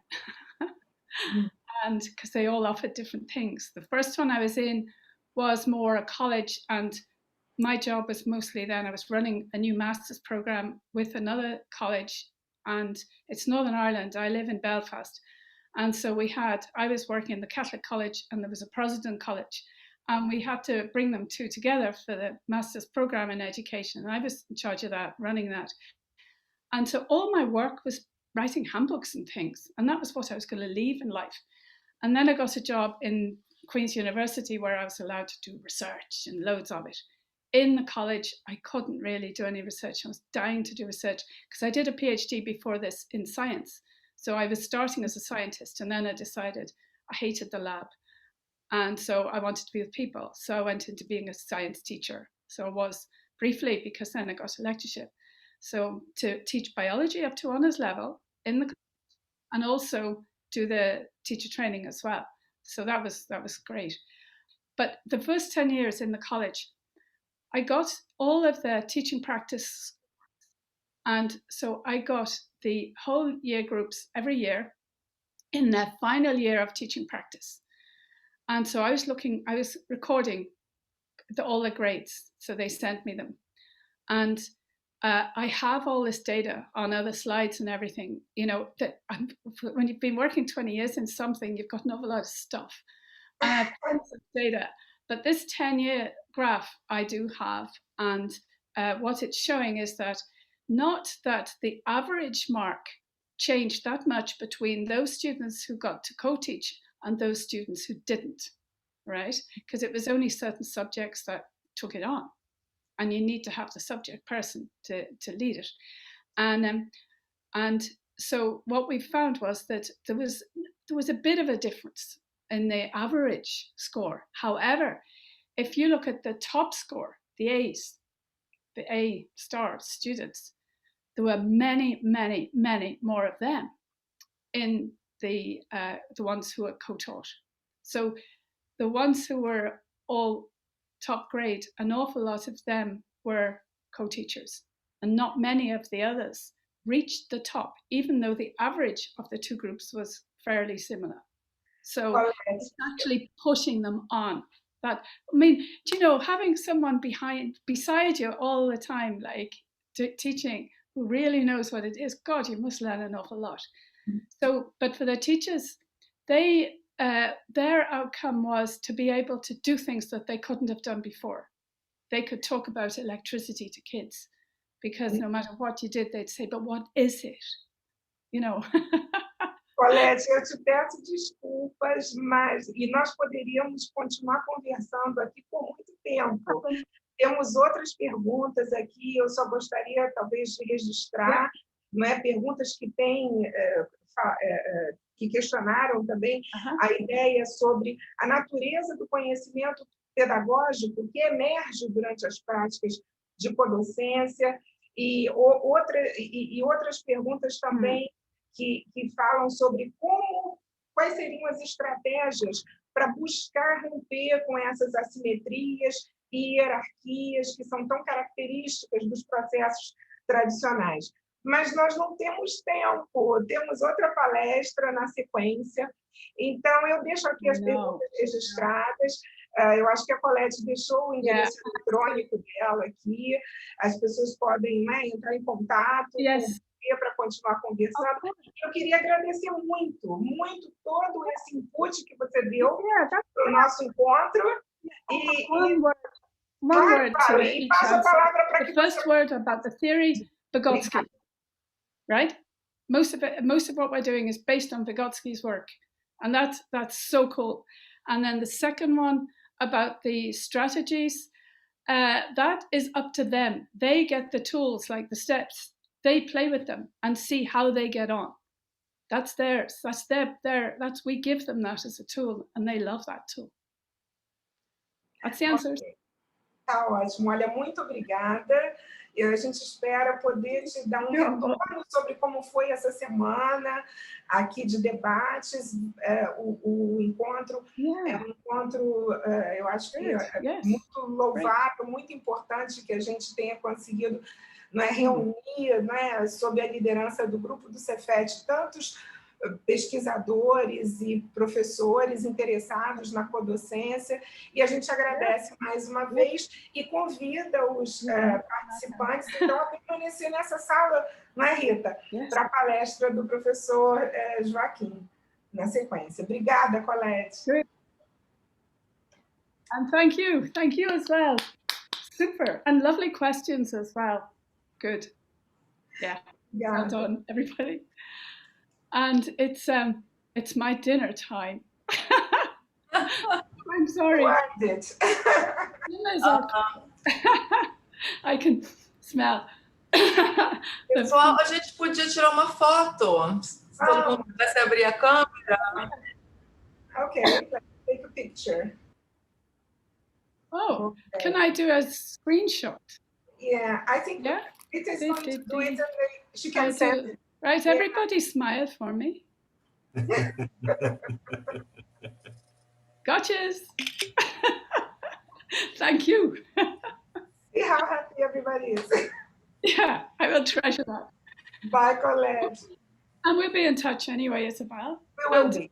Yes, thank you. And thank you, all of you. It was great. Bye-bye, Colette. Thank you so much. Thank you. Thank you. Bye. Bye. Eu vou tomar a palavra aqui rapidinho, Isabel, porque só para poder avisar da programação, a gente estava previsto do professor Joaquim começar a palestra às 13h30. Desculpa, Joaquim. Não. Empolgada. Eu percebi. E foi super bom. Eu achei que ela trouxe muitos detalhes, né? Muitos exemplos, né? Um pouco essa cozinha do co-teaching, né? E foi bacana. Não, eu não estou falando por causa disso, assim, eu estou só para poder organizar agora um pequeno intervalo, porque eu acho que é importante também te dar uma levantadinha. Aí são 20 para as 4, 10 minutinhos, né, para a gente levantar. Às 10 para as 4 a gente volta, tá, Joaquim? Então eu vou pedir só um pouquinho de tempinho. E aí as pessoas podem permanecendo aqui. A gente tentou colocar uma musiquinha de lounge, mas não conseguiu. É tudo muito... Então vai ficar coisa meio silenciosa. Quem quiser contar uma piada... Você pode cantar. Está aberto para piadas. Enquanto a Colette vai jantar, nós vamos tomar um cafezinho. Isso, então, daqui a 10 minutinhos a gente volta, tá bom? Pode permanecer na sala quem quiser. Né? Cuidado com as câmeras e os microfones abertos, tá? Então daqui a pouco a gente volta. Obrigado, pessoal, todo mundo até o momento. Obrigado, Isabel, pela mediação. Obrigada. Obrigado, Isabel.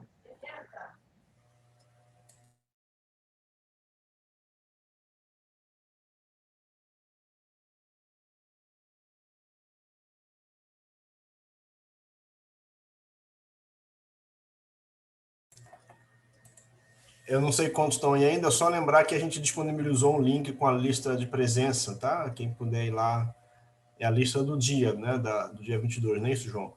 Então, quem não preencheu lá o formuláriozinho, os certificados vão ser enviados a partir dos nomes que tiverem nesse formulário, tá bom? Até já. Depois está lá no chat para quem entrou depois.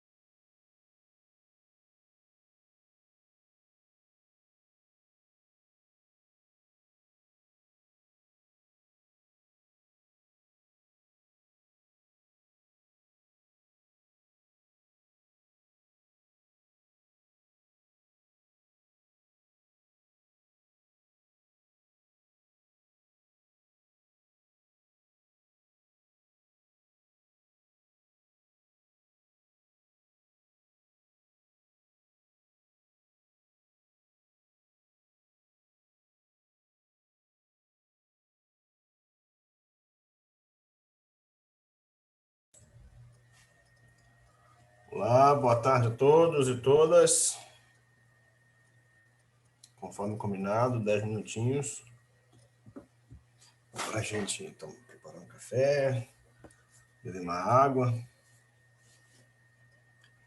Então, deixa eu só dar mais um informe. Para quem está chegando agora, a lista de presença está disponibilizada no link e a gente pode ir colocando outras vezes ao longo da palestra do professor Joaquim. Mais um informe em relação à dinâmica do evento em si. A gente mandou alguns e-mails, né?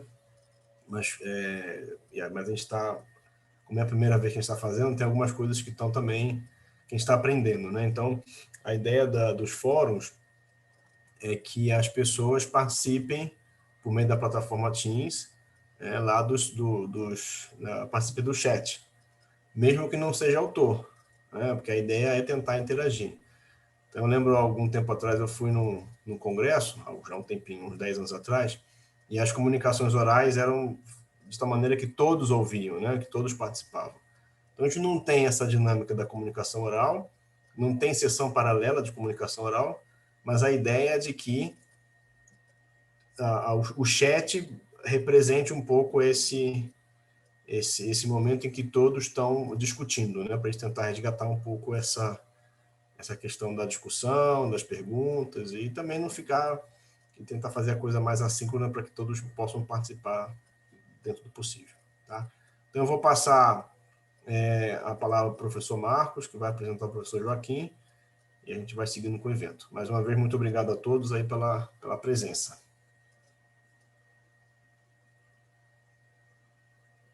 Obrigado, Glauco. Boa tarde a todas e todos. Quem não estava na primeira parte, seja bem-vindo, bem-vinda. A gente dá seguimento agora às conferências do primeiro dia, né, com a apresentação do professor Joaquim Silva, né, com o título Complexo de Formação de Professores, a construção de uma casa comum para a formação docente.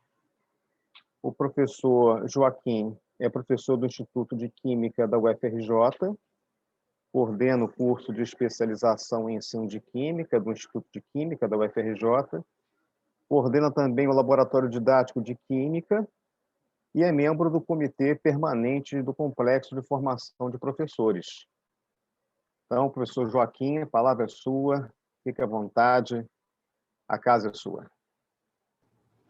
Ok, Marcos, muito obrigado. Quero agradecer o convite para participar desse evento. Também quero agradecer a oportunidade de ter assistido a palestra anterior, foi muito interessante. E então, agora nós vamos conversar um pouco aqui sobre o complexo de formação de professores. Eu vou tentar passar um pouco para vocês a ideia do que é isso, né? Porque às vezes a gente fala tanto, mas o que exatamente é essa proposta nem sempre é muito claro. Vocês bem, fazer a pergunta clássica, né? A pergunta do ano, vocês me ouvem bem? Está tranquilo? Perfeitamente, Joaquim. Está ótimo, então. Joaquim, só uma coisa que eu gostaria de falar antes de você iniciar, sobre a questão das perguntas. Vamos fazer da mesma forma como na palestra anterior da Colette. Podem colocar perguntas pelo chat, aí depois de mais ou menos uns 40 minutos de apresentação, a gente começa a abrir para o debate. Eu vou lhe passando as perguntas em grupos. Deixa eu só botar aqui um cronômetro para eu também ficar controlando um pouco o tempo, porque eu tenho mania de falar demais.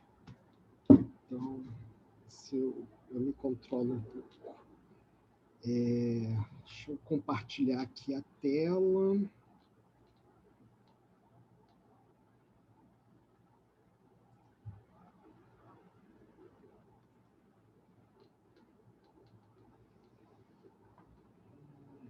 Imagino que vocês já estejam vendo aí, né, a tela, uma bola vermelha com CFP.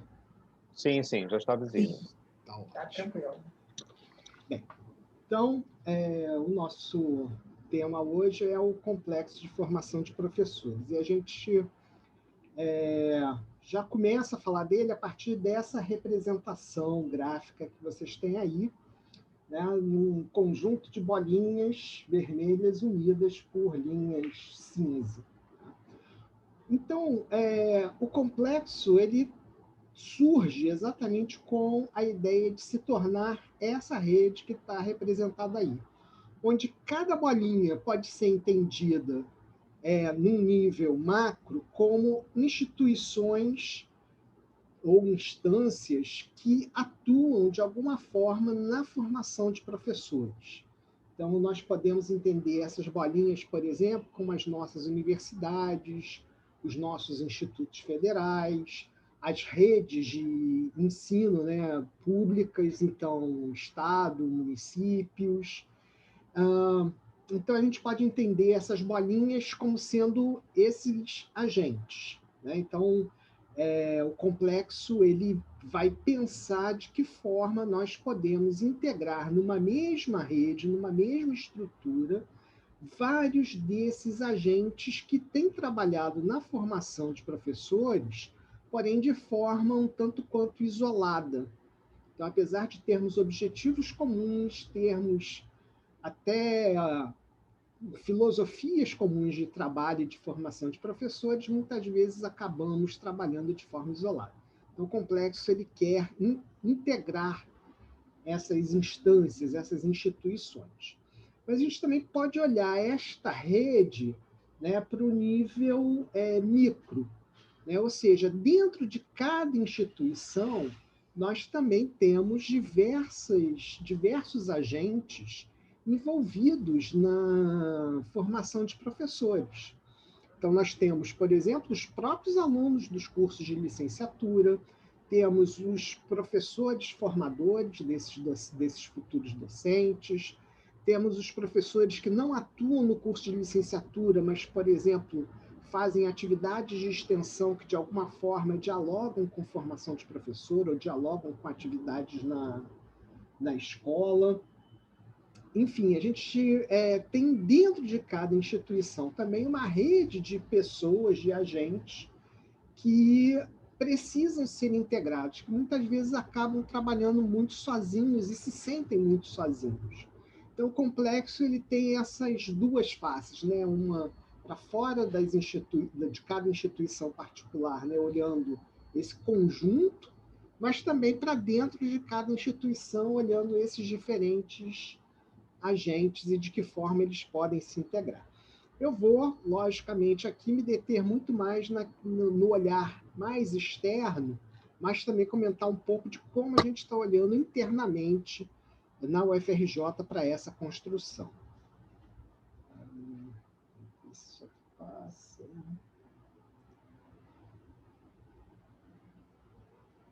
Foi?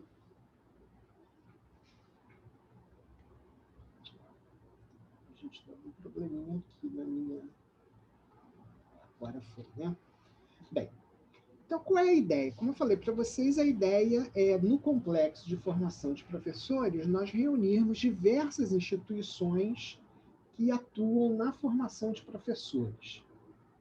Então, o UFRJ, Instituto Federal Fluminense, Instituto Benjamin Constant, Secretaria Municipal de Educação do Rio de Janeiro, IFRJ, Escola Politécnica de Saúde Joaquim Venâncio, lá da Fiocruz, o Colégio Pedro II, o INES e o Cefet. Então, eu coloquei aqui todos os agentes, ou todas as instituições que, em algum momento, já conversaram entre si sobre esse complexo. E a ideia é que essas instituições, então, elas... Ai, gente, desculpe que eu cliquei no lugar errado. Essas instituições, então, de alguma forma, estejam representadas em uma estrutura que nós chamamos de Fórum Permanente de Formação de Professores, que, então, é uma estrutura que deve ser composta num nível mais alto, né, pelos dirigentes máximos dessas instâncias, dessas instituições, que então vão estabelecer aí discussões políticas interinstitucionais, Não sei por que está aparecendo para mim aqui as coisas de admitir as pessoas na reunião, mas enfim, isso tá eu estou me perdendo um pouco aqui, mas tudo bem, vou tentar entender aqui o que eu estou fazendo de errado. E, então, de novo, né, a ideia que a gente tem, então, dentro desse fórum permanente, os dirigentes máximos que vão fazer essa discussão das políticas institucionais, mas também um secretariado, que são aquelas pessoas que fazem as coisas acontecerem dentro de cada instituição. Então, esse é um desenho macro, né, do complexo, de que forma todas essas instituições estariam articuladas através desse fórum e através de convênios entre essas instituições. Nós temos aí já uns quase 3 anos debatido com essas instituições, cada uma delas, essa discussão está num momento diferente, em função até das questões políticas internas de cada instituição. Com algumas a gente já conseguiu assinar convênio, com outras a gente ainda está numa espécie de namoro inicial de novo, né? Mas, enfim, a ideia é que, em algum momento, nós consigamos constituir esse fórum de uma forma plena. E, ao mesmo tempo, construir dentro de cada instituição dessas o seu desenho do complexo de formação de professores, o seu desenho de como realizar essa política de formação de professores, tanto formação inicial quanto continuada, dentro de um desenho institucional que permita exatamente essa integração que a gente comentou lá no primeiro desenho. Então, dentro da UFRJ, isso não significa que toda instituição tem que fazer igual, tá? Cada instituição vai ter que achar o seu desenho, mas dentro da UFRJ, o desenho que nós encontramos foi criar um comitê que a gente chama de comitê permanente. Embora esse termo, né, possa causar um certo estranhamento, né, mas as pessoas não são permanentes nele, o comitê que é permanente, né? Então as pessoas têm mandato, enfim, né, tempo de participação, de representação. Então tem um comitê permanente que organiza as ações desse complexo dentro da UFRJ, e em cada curso de licenciatura nós temos uma outra instância, que é o NPPL, ou seja, o Núcleo de Planejamento Pedagógico da Licenciatura, que vai pensar naquela licenciatura como um curso de formação de professores. E de que forma este curso de formação de professores deve interagir com as escolas de educação básica. Então, é importante que cada curso integre nesse NPPL representantes da educação básica, das suas escolas parceiras, para que juntos eles possam pensar o curso de formação em si, né, o curso de licenciatura, mas também as ações que serão desenvolvidas pelos licenciandos nessas escolas, desde o primeiro período. Para ajudar a conduzir esse processo e orientar esse processo, nós entendemos que dentro de cada licenciatura também precisa existir o que nós chamamos de grupo de orientação pedagógica, que são os GOPs, que vão cuidar, vão orientar o licenciando nos seus 3 primeiros períodos, fundamentalmente, que a gente entende, né, que seja o mais necessário, para trabalhar com esse licenciando a própria concepção de formação docente, né? Porque muitas vezes, eu não sei se essa é a experiência de vocês no Cefet, mas a experiência que a gente tem no UFRJ, que muitas vezes o aluno ingressa na licenciatura sem ter uma compreensão de que aquele é um curso de formação de professores, e não, por exemplo, no caso da licenciatura em Química, não é um curso para formar um químico habilitado legalmente a dar aula, e sim um curso de formação de professor de Química, o que é muito diferente. Então, a ideia é que o GOP trabalhe essas discussões com os licenciandos e também o oriente no sentido de apresentar esses alunos... Um minutinho. Estou esperando aqui. De apresentar também a esses alunos as diversas possibilidades de ações formativas em termos de disciplinas eletivas, atividades de extensão, projetos de pesquisa, aos quais ele pode se ligar para participar e também contribuir para a sua formação docente. Além dos GOPs, né, que vão trabalhar com os alunos no início do curso, nós temos uma outra estrutura que não está aí nesse desenho, que são as REPs. É uma sopa de letrinha, né? A gente se perde às vezes, mas, enfim, as REPs seriam as redes de educadores de prática de ensino, que seriam exatamente aquele conjunto de professores que atuariam pensando na etapa do estágio supervisionado. Então, não só o professor do estágio em si, mas os demais professores das práticas pedagógicas, o professor da escola, de educação básica, todos eles pensando conjuntamente nesse estágio, que é uma etapa tão importante da formação dos professores. Então, esse é um desenho institucional que foi criado para o complexo de formação de professores dentro da UFRJ. Bem, mas isso tudo, né, esse desenho todo, ele tem alguma coisa por baixo, né, no sentido de que ele não apareceu do nada, ele foi construído a partir de uma série de considerações e de reflexões teóricas e muita discussão política que nós tivemos internamente e externamente, e é isso que eu quero apresentar um pouco para vocês agora. O que sustenta, em nível teórico e político, essa proposta que é o complexo de formação de professores. Vamos lá, vamos ver se isso aqui vai agora dessa vez. Então, vou contar primeiro um pouquinho do histórico para vocês, vou tentar ser rápido nisso aqui. A gente tem alguma coisa aqui em cima que eu não sei por que não... agora sumiu. Então, vamos lá. Vamos falar um pouquinho do histórico.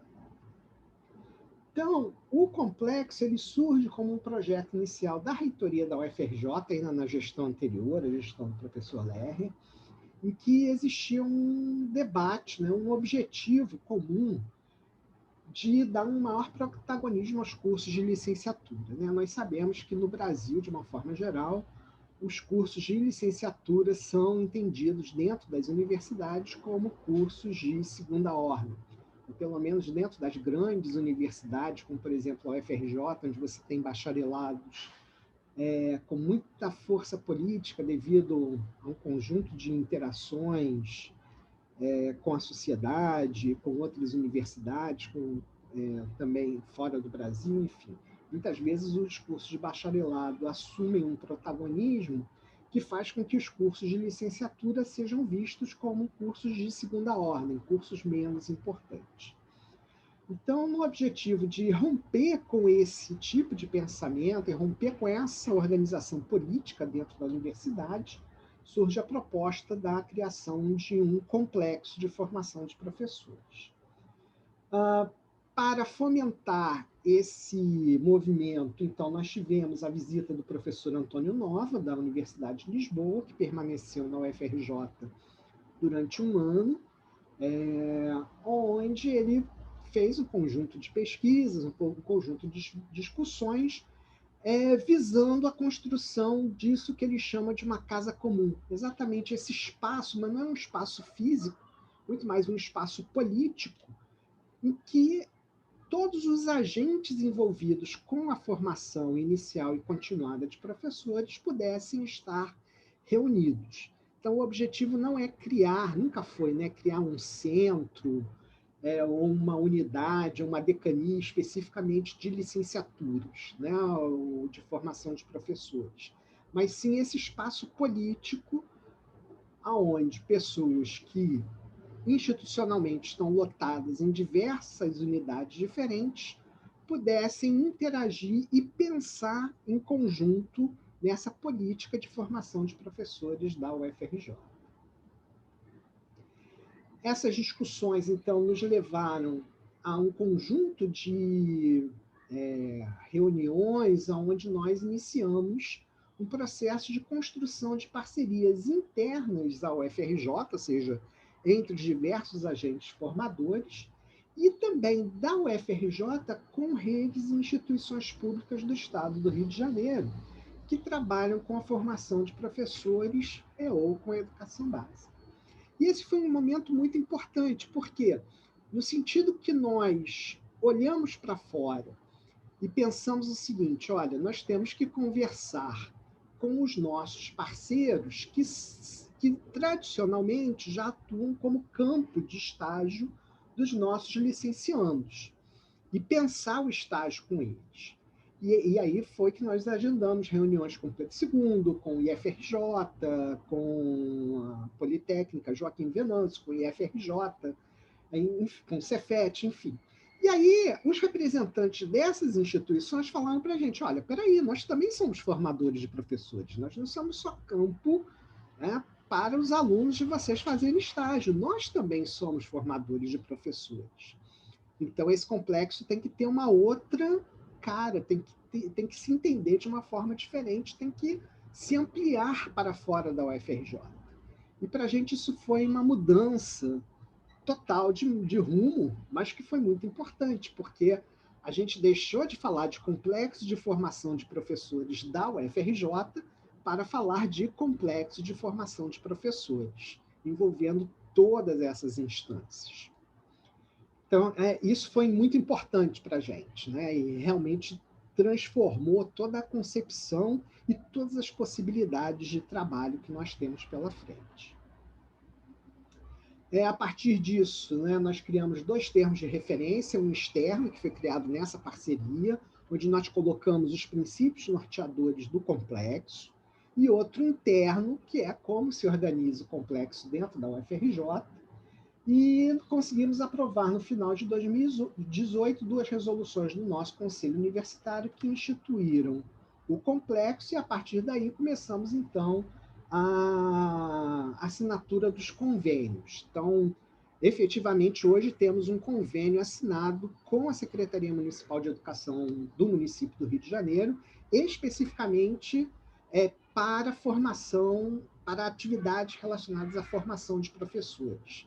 Então, para além, né, do convênio que nós já tínhamos de estágio, hoje nós temos um convênio de formação de professores com a Secretaria Municipal de Educação. Bem, mas quais são os princípios e pressupostos desse complexo? Então, fundamental, nós entendemos que a formação de professores é uma formação que precisa obrigatoriamente ser construída dentro da profissão. Ou seja, entender que a formação de professores é uma formação profissional. E é incrível, né, como a gente precisa repetir isso, porque isso não é óbvio para muita gente dentro da própria universidade. Então, como o próprio professor Nova diz, ninguém concebe, dentro da universidade, dentro da faculdade de medicina, por exemplo, conceber a formação de médicos sem a presença de profissionais médicos nessa formação, né? Ou seja, sem que esses futuros médicos participem de atividades no hospital junto com médicos que já atuam há mais tempo na profissão. A mesma coisa ocorre na engenharia, a mesma coisa ocorre no direito. Mas por que tantas vezes na formação de professores isso não é entendido dessa forma? O estágio muitas vezes é entendido como uma etapa quase que burocrática, tá? Em que você não tem troca, às vezes, né? Lógico que não estou falando de todos os casos, né? Mas em várias situações não existe uma troca efetiva entre o professor responsável pelo estágio na universidade e o professor que está lá na ponta da escola. Então, o complexo ele tem como pedra fundamental essa compreensão de que a formação de professores tem que se dar por dentro da profissão, entendida como uma formação profissional, rompendo com aqueles discursos salvíficos que tantas vezes a gente escuta em relação à formação de professores. E tem que ser uma formação, né, orientada pelos saberes e práticas próprios dessa profissão. Isso não quer dizer que fazer uma formação instrumental, não é isso, mas trazer esses saberes, esses olhares que são próprios da escola para dentro das discussões de formação de professores na universidade. Isso tudo implica também reconhecer o professor da educação básica como um formador de professores. E também ele se auto-reconhecer como esse formador. Tá? Que coisa que muitas vezes a gente percebe que não ainda está muito claro na cabeça do professor da educação básica. Né? Ou seja, é fundamental que se reconheça a legitimidade que esse professor da educação básica tem sobre os saberes próprios da profissão, que são construídos no ambiente escolar. Então, o ambiente escolar não é um lugar apenas de reprodução de saberes, como às vezes a gente escuta em certos discursos, mas é um lugar de produção de saberes, e que precisa ser valorizado. E que esses saberes precisam ser apresentados para os professores em formação, que são os nossos licenciados. E esses professores da educação básica, então, precisam ter um papel ativo na formação dos futuros professores. E aonde se dá essa formação? Ela se dá nesse espaço, nessa casa comum, que é construída pela universidade e pela escola. Então, a ideia é que nós somemos esses dois espaços, não só, né, pensando neles fisicamente, mas pensando neles também como construções teóricas, né, e entendendo que essa parceria entre escola e universidade, essa soma desses saberes acadêmicos e escolares que são produzidos nesses dois lugares, né, constituem algo que é muito maior do que cada um deles isoladamente. Né? Então, a construção do terceiro espaço, né, dessa casa comum, é exatamente a interação entre universidade e escola, pensando nesse compartilhamento da formação dos novos professores. E tudo isso é pensado em cima dos 3 princípios norteadores, que eu comentei com vocês, que surgem lá da discussão do termo de referência externa. Então, esses princípios não foram elaborados pela UFRJ, mas sim numa discussão conjunta de representantes da UFRJ, do Colégio Pedro II, do IFRJ, enfim, de várias instâncias diferentes. Eu não vou agora de cabeça lembrar todo mundo que estava lá, né? Mas, enfim, foi um trabalho assim, hoje, né, podendo olhar para trás e ter a compreensão do que foi aquele momento histórico, é até emocionante, porque eu acabei parando lá, né, bem no início da construção do complexo, né, acabei parando nessa reunião meio assim, de repente. Hoje, eu olhando para trás, eu falo assim, nossa, que sorte eu tive de estar ali, né, de poder ver isso acontecer, né? Essa construção desse documento, essa discussão desses princípios norteadores, que são, então, os princípios da horizontalidade, da pluralidade, da integração entre saberes, sujeitos e territórios. Eu sempre tento falar dos 3, mas eu confesso que muitas vezes eu acabo ressaltando mais o princípio da horizontalidade nas discussões, porque muitas vezes, entre os colegas, professores dentro da universidade, a gente precisa reforçar essa concepção de que os saberes produzidos nas escolas são tão importantes para formar os professores quanto os saberes que nós produzimos na universidade. Eles precisam ser vistos, né, no mesmo nível de importância, no mesmo nível de valor para a formação desses professores. A gente entende que eles são diferentes, sim, é ótimo que eles sejam diferentes, mas isso não faz com que um seja melhor ou pior do que o outro, um seja mais importante do que o outro, um seja mais valoroso que o outro. Não, eles precisam ser integrados a partir dessa concepção de que esses 2 espaços e esses 2 lugares de construção de saberes são equivalentes em termos de valor, né, da produção desse conhecimento. Mas, enfim, né, esses princípios são isso, né? A horizontalidade, a pluralidade e a integração de saberes, sujeitos e territórios.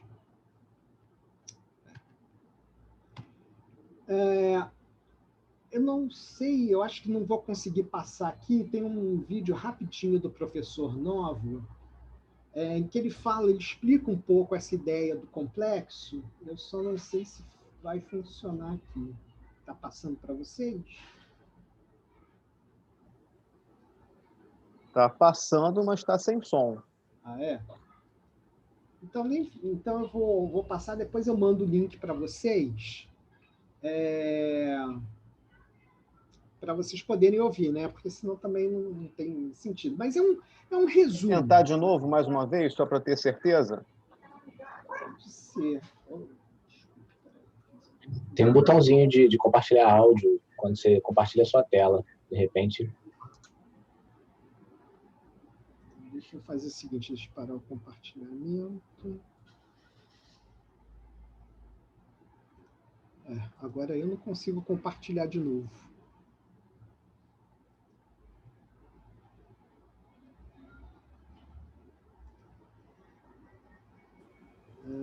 Deixa eu ver se aqui... Não apareceu para mim, não. Compartilhar o áudio. Uma janelinha embaixo lá. Apareceu. Aí. Vamos ver se agora vai.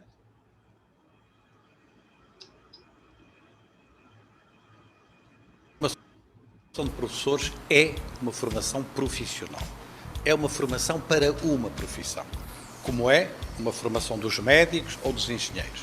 E, portanto, se é uma formação profissional, certamente de nível universitário, como a dos médicos ou a dos engenheiros, se é uma formação profissional, nós temos que ter a profissão a formar os seus futuros colegas. E, portanto, os professores de educação básica, de educação infantil, etc., têm que ter um papel na formação dos licenciados, têm que ter um papel na formação dos seus futuros colegas.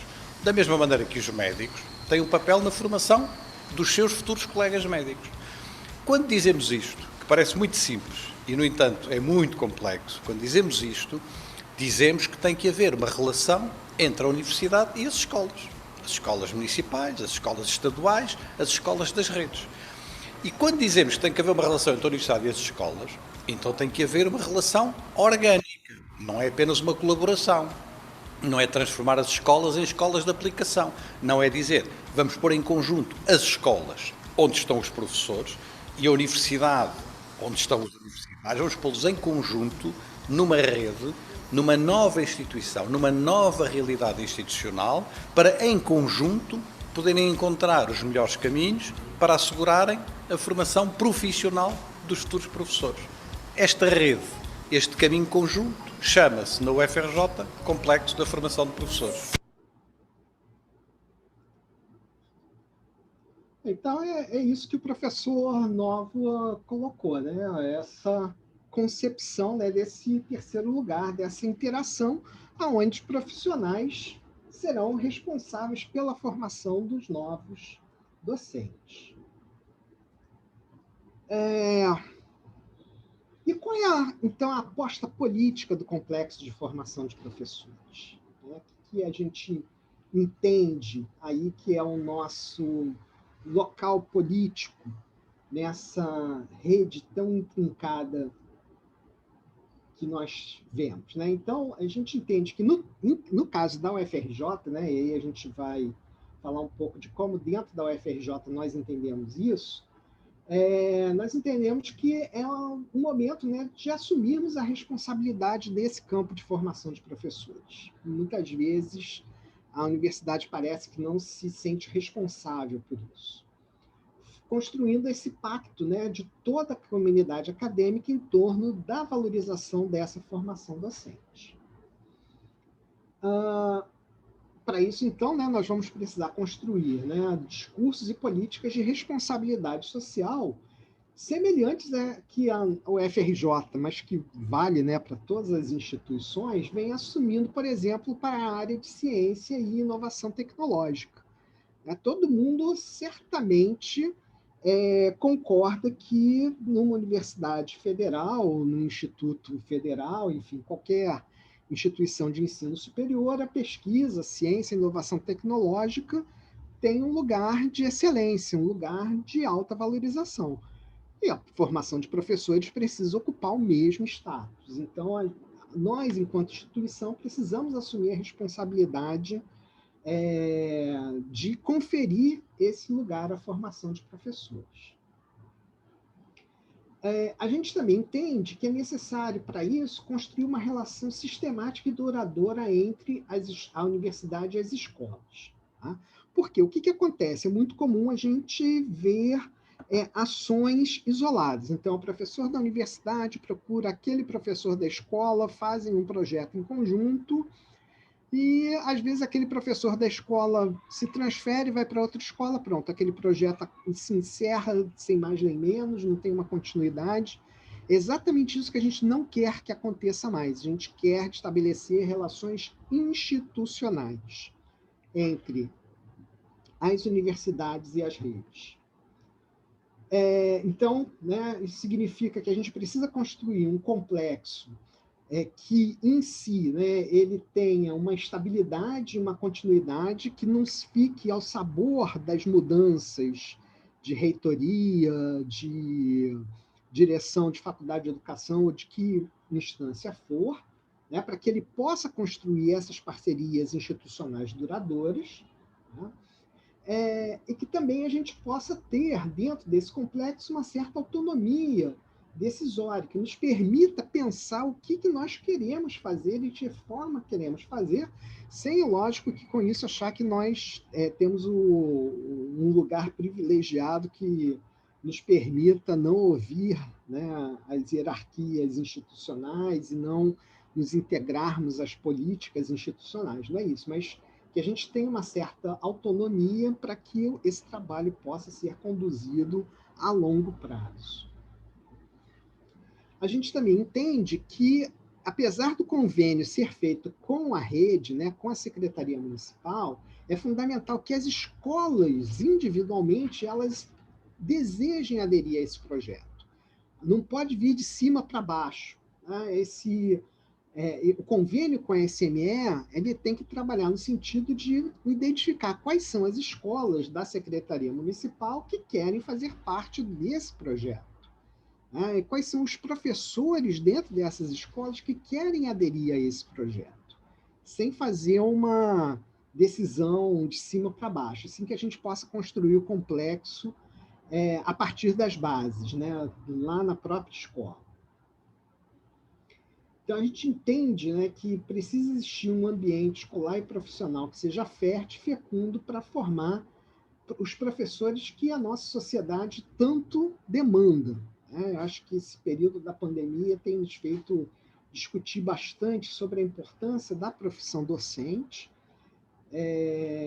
Aqueles que queriam o homeschooling hoje estão loucos para as escolas reabrirem, né? E a gente precisa aproveitar esse momento, né, para fazer uma rediscussão daí com a sociedade da importância da nossa formação e a importância da escola não como um lugar de depósito como de crianças, como muitas vezes é colocado, né, pensado por alguns, mas como um lugar fundamental para a formação da nossa sociedade.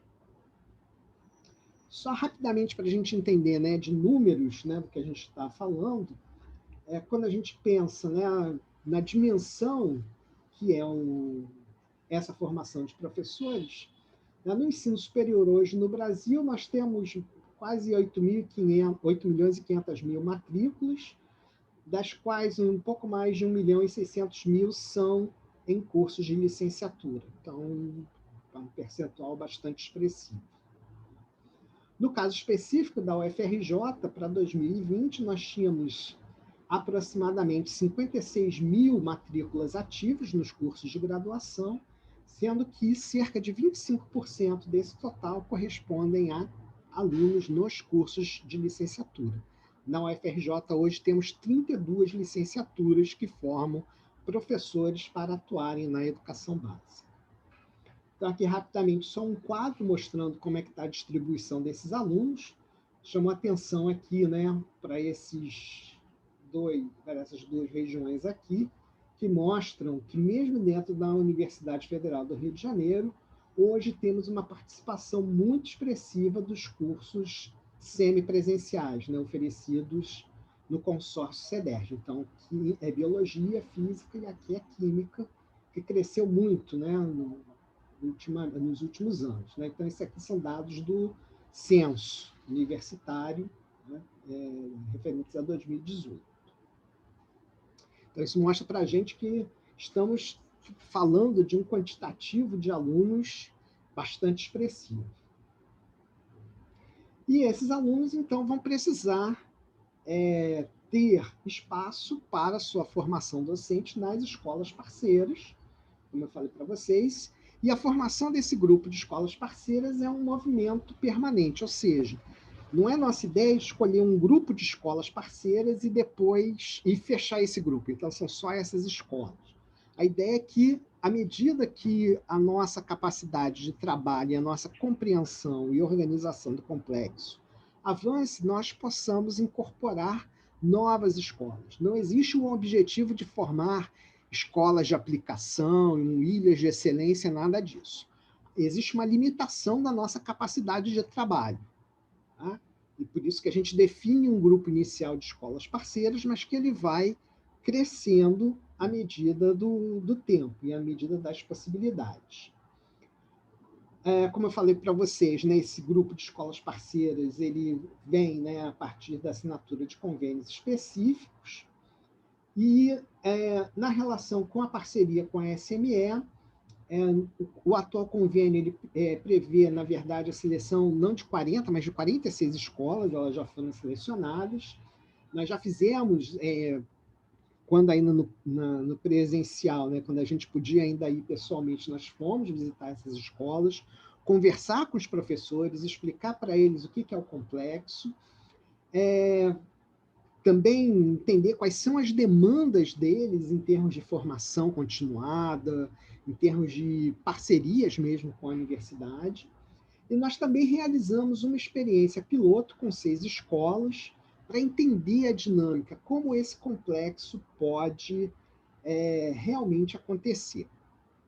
Foi uma experiência muito interessante, a gente pode comentar um pouco dela depois, mas que serviu para organizar a nova fase que nós estamos inaugurando em 2021, que é essa atividade agora com 46 escolas. E só para a gente finalizar, também é importante a gente entender que quando a gente fala, né, de uma universidade como a UFRJ, a gente fala de um número imenso de ações relacionadas com a formação docente. Então, tanto em termos de ensino, quanto de pesquisa, quanto de extensão. Então, nós entendemos que nós precisamos de um instrumento de interação que permita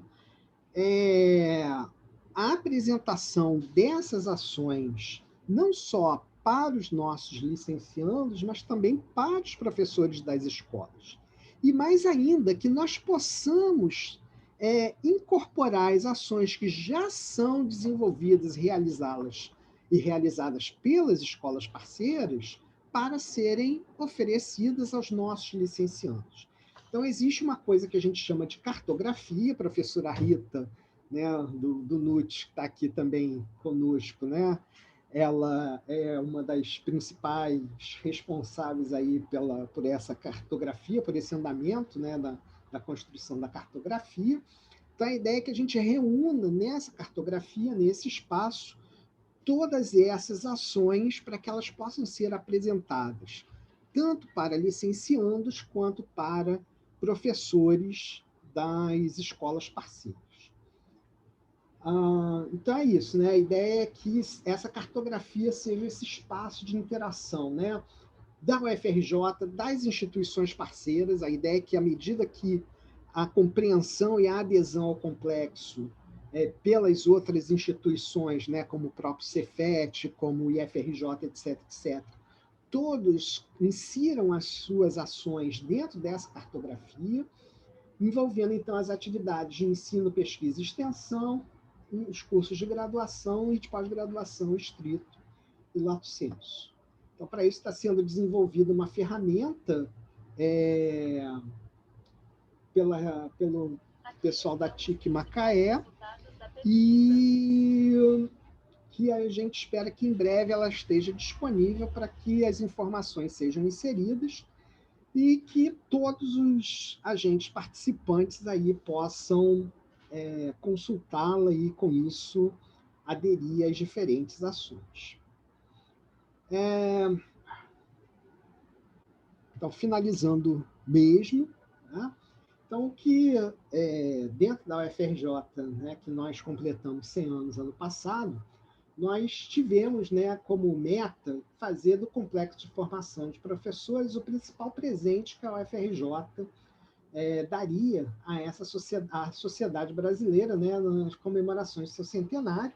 Na verdade, a gente entende, né, hoje que esse presente ele vai ter que ser continuamente oferecido à sociedade brasileira, mas pelo menos ano passado já conseguimos ter o lançamento oficial do Fórum Permanente, com a presença de vários reitores e dirigentes máximos de instituições, fazendo um primeiro movimento no sentido de construir essa parceria interinstitucional. Tá? E o que a gente espera é que em breve nós possamos ter todas essas instituições fazendo os convênios e fazendo o complexo realmente existir efetivamente em toda a sua materialidade. E, enfim, é isso. Corri, acho que só passei uns 2 minutinhos do meu tempo, né? Mas, enfim, fico aí à disposição para tentar tirar dúvidas, esclarecer mais alguns pontos. E, mais uma vez, agradecer a todos vocês pela paciência de me ouvir e pelo convite de poder falar do nosso complexo. Sempre colocando, né? O complexo não está fora, né? Não é alguma coisa externa. Nós somos o complexo, né? Todos nós envolvidos na formação de professores e que participamos dessas instituições que desejam, que se em algum momento se manifestaram interessados em fazer parte desse complexo, todos nós somos complexos. Então, muitas vezes as pessoas perguntam, como é que eu faço para entrar no complexo? Você não entra, você já está lá dentro, né? Você é um licenciando, você já é parte do complexo. Tá? Então, nos imbuirmos, né, desse espírito, acho que é fundamental para essa construção. Tá? É isso, gente. Muito obrigado.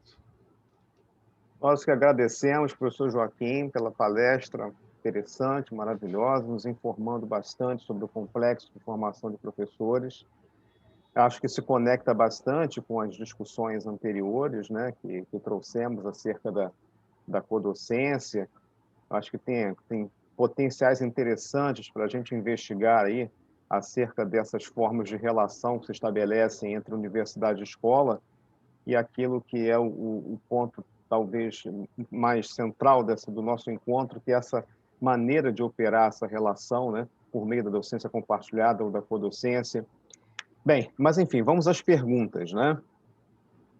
Temos aqui algumas perguntas e algumas se direcionam justamente pela questão dessa parceria, dessa institucionalização, né, que é necessária aí dessa relação entre universidade e escola, para que esses processos possam fluir, né, para que esses reconhecimentos dos papéis, por exemplo, dos professores de educação básica, como também formadores de futuros professores, né, isso avance no Brasil.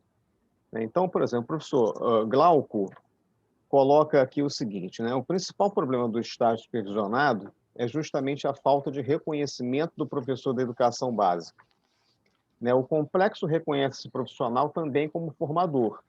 Há outras instituições que também valorizam. Porém, as secretarias não reconhecem na medida em que a função da supervisão não é devidamente reconhecida, na medida que não há alguma contrapartida nesse processo, né, inclusive remuneratória para o exercício dessa função. Como o complexo pode contribuir para avançar nessa questão? Para atuar nesse domínio, né, dessa institucionalização, desse reconhecimento por parte das próprias secretarias dos sistemas de ensino, desse papel que a gente reconhece como central. Essa é uma pergunta. Se você quiser, pode já responder, depois eu vou encaminhando mais algumas. Ok. Tá. Essa é uma pergunta fundamental, porque desde o início a gente coloca que não queremos que o professor atue no complexo fora da sua carga horária, né? Ou seja, a gente não quer dar mais trabalho para o professor com a mesma remuneração. Tá? Lógico que isso não é uma coisa que eu vou dizer para você que é simples da gente discutir com as secretarias, porque quando a gente vai com essa... A gente sempre leva isso na primeira conversa para as secretarias. A gente fala assim, olha, nada, né, que a gente pense em fazer que envolva o professor vai se basear em voluntarismo, né? Ou seja, o professor vai ceder horas do seu lazer, do seu descanso para as atividades do complexo. Isso tem que estar dentro da atividade profissional dele, né? Da carga horária que ele exerce para a sua atividade profissional. E, lógico, as secretarias, a primeira coisa que eles dizem é, olha, não tem como pagar mais. Então, é lógico que isso causa, né, um certo... uma certa dificuldade em como que a gente organiza isso. Como que a gente conseguiu organizar isso com a Secretaria Municipal? Primeiro, essas escolas que vão participar dessa primeira etapa do convênio são escolas que já têm período integral, em que os professores já têm o contrato de 40 horas. Não sei se são 36 ou 40 horas, mas enfim, né, é alguma coisa por aí. Né? Que a ideia, então, é inserir todas as atividades dentro desse conjunto de horas que o professor já atua na escola. Então, a gente conversou com os próprios professores das escolas, né? Enfim, de alguma forma, a gente precisa equacionar, por exemplo, reuniões de discussão entre os professores da universidade e da escola. Isso vai ter que acontecer dentro daquele momento de atuação do professor na própria escola. Existem diferentes formas disso acontecer. A gente já pensou alguns desenhos, né? Enfim. Isso também vai depender muito de escola para escola. Alguns desenhos vão ter que ser mais particulares, mas, de qualquer forma, o que a gente não quer é que sejam atividades exercidas ou mesmo planejadas para fora do horário de atividade profissional do professor. Ao mesmo tempo, a gente tenta, de alguma forma, pensar se existiriam possibilidades de conseguir algum tipo de financiamento que permitisse, por exemplo, uma bolsa para esse professor, né? A gente chegou até a conversar com o presidente da CAPES em um dado momento, ainda quando era esqueci o nome dele, mas enfim, aquele que foi reitor do ITA, né? O primeiro secretário que a gente teve, o primeiro presidente da CAPES que a gente teve, né? Nesse momento aí que a gente está vivendo. E, enfim, foi acenado, né? Se pensar em possibilidades, etc, etc. Mas a gente sabe que, no momento, isso é muito mais complicado. Tá? Mas que seria o ideal. Né? Que a gente, quer dizer, não sei se seria o ideal, mas seria uma possibilidade também. Né? Mas o que, dentro do que a gente tem hoje com a Secretaria Municipal de Educação do município do Rio, é isso, é pensar que todas as atividades sejam desenvolvidas dentro do horário que o professor atua na escola.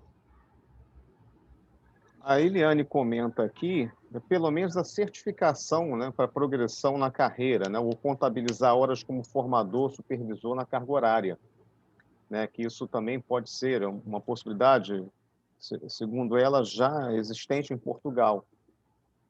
Essa coisa de você, pelo menos, né, garantir ao professor meios de progressão de carreira, isso se isso estiver estruturado na carreira, né?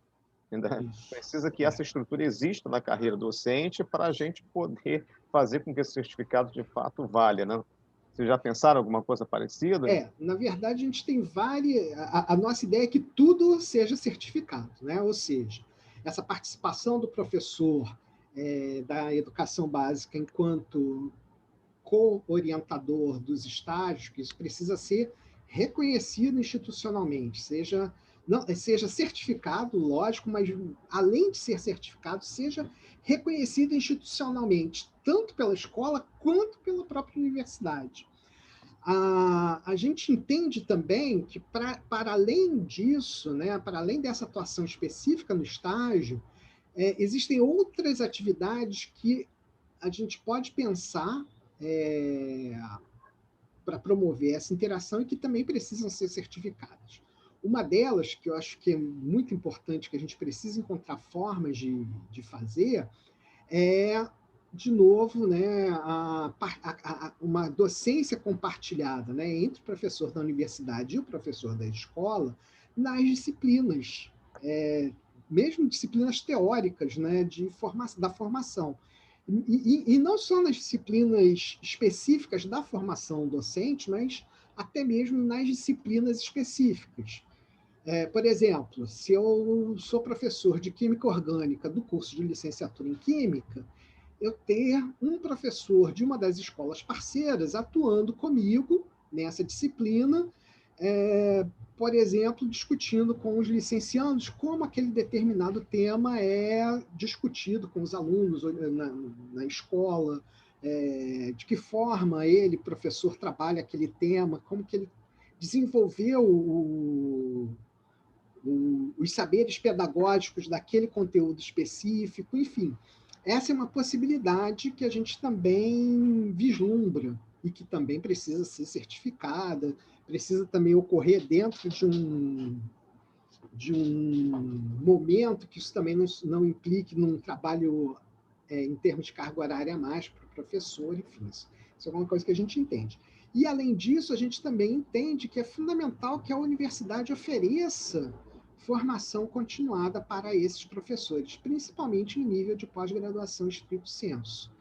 Então, nós entendemos que é necessário que haja um movimento para que a gente tenha algum tipo mesmo de reserva de vagas nos cursos de pós-graduação que sejam específicos para os professores dessas escolas parceiras, e também uma adequação até dos horários das disciplinas dos cursos de mestrado e doutorado para que facilite a participação desses professores, enfim, né? Que também é alguma coisa que é importante para a formação desse professor e também para o desenvolvimento da carreira dele. Tá? Então, isso tudo são coisas que a gente tem pensado, né, em nível de UFRJ. Tá? Lógico que ainda demanda várias outras discussões e negociações, mas são algumas das ideias que a gente tem buscado desenvolver. Sim. Pensando nessas questões que já vêm sendo desenvolvidas na UFRJ, você comentou, né, de uma experiência piloto. A professora Glória diz aqui assim: uma universidade escola, uma via de mão dupla na formação de professores pode funcionar, mas como? Né? Já temos exemplos. Né? Talvez a experiência piloto seja... Consegue me ouvir? Agora eu ouvi, deu uma cortada. Deve ter sido deixa eu repetir, então. É uma pergunta da professora Glória, falando dessa importância da relação universidade-escola, né, uma via de mão dupla na formação de professores, dizendo que isso é potencial, né, isso é interessante, e pergunta se há exemplos, né, na UFRJ dessa relação. Eu estou lembrando do seu comentário acerca da experiência piloto, né, do complexo de formação de professores. Isso, a experiência piloto foi uma experiência interessante, porque serviu para a gente ver quais são as dificuldades, né? Porque o desenho sempre é lindo, né? Sempre tudo funciona muito bem no papel, né? Tudo é perfeito, a gente vai chegar lá na escola, conversar, e tudo vai funcionar às mil maravilhas, e a gente vai aprendendo, né? Como fazer, né? Principalmente como fazer isso nessa relação de horizontalidade, né? Não chegando na escola como muitas vezes a universidade chega, né? Achando que tem todas as respostas para todos os problemas. Então, construir essa parceria, ouvir o que a escola quer da universidade, no sentido até mesmo de que a universidade crie coisas novas, para que atenda às necessidades dessa escola, no sentido de cursos de formação, de projetos de pesquisa, projetos de extensão. Então, foi uma experiência interessante, que nessas 6 escolas ela ocorreu de formas diferentes, né? Em algumas avançou mais, em outras avançou menos, mas foi uma experiência que serviu para fazer com que a gente entenda a complexidade desse movimento. Por exemplo, a gente teve, acho que, uma interação que eu acompanhei um pouco mais, até porque eu fui um dos professores que visitou a escola e que conversou com o corpo docente, foi com o Centro de Referência de Educação de Jovens e Adultos, né? A CREJA, lá no centro do Rio, e foi uma experiência muito interessante, né? Da experiência piloto, né? Da construção de todo o trabalho, dessa interação. Então, assim, a gente teve essa experiência. Não vou aqui dizer que não, tudo ocorreu exatamente como planejado, cumprimos todas as metas do início, claro que não, né? Nós fomos aprendendo, mas eu acho que o mais importante foi exatamente entendermos que o nosso lugar, enquanto universidade, é um lugar de parceria, de uma parceria verdadeira, né, entre iguais, a fazer esse movimento. E que foi muito bem recebida pela escola. Acho que isso também é interessante, né? A escola recebeu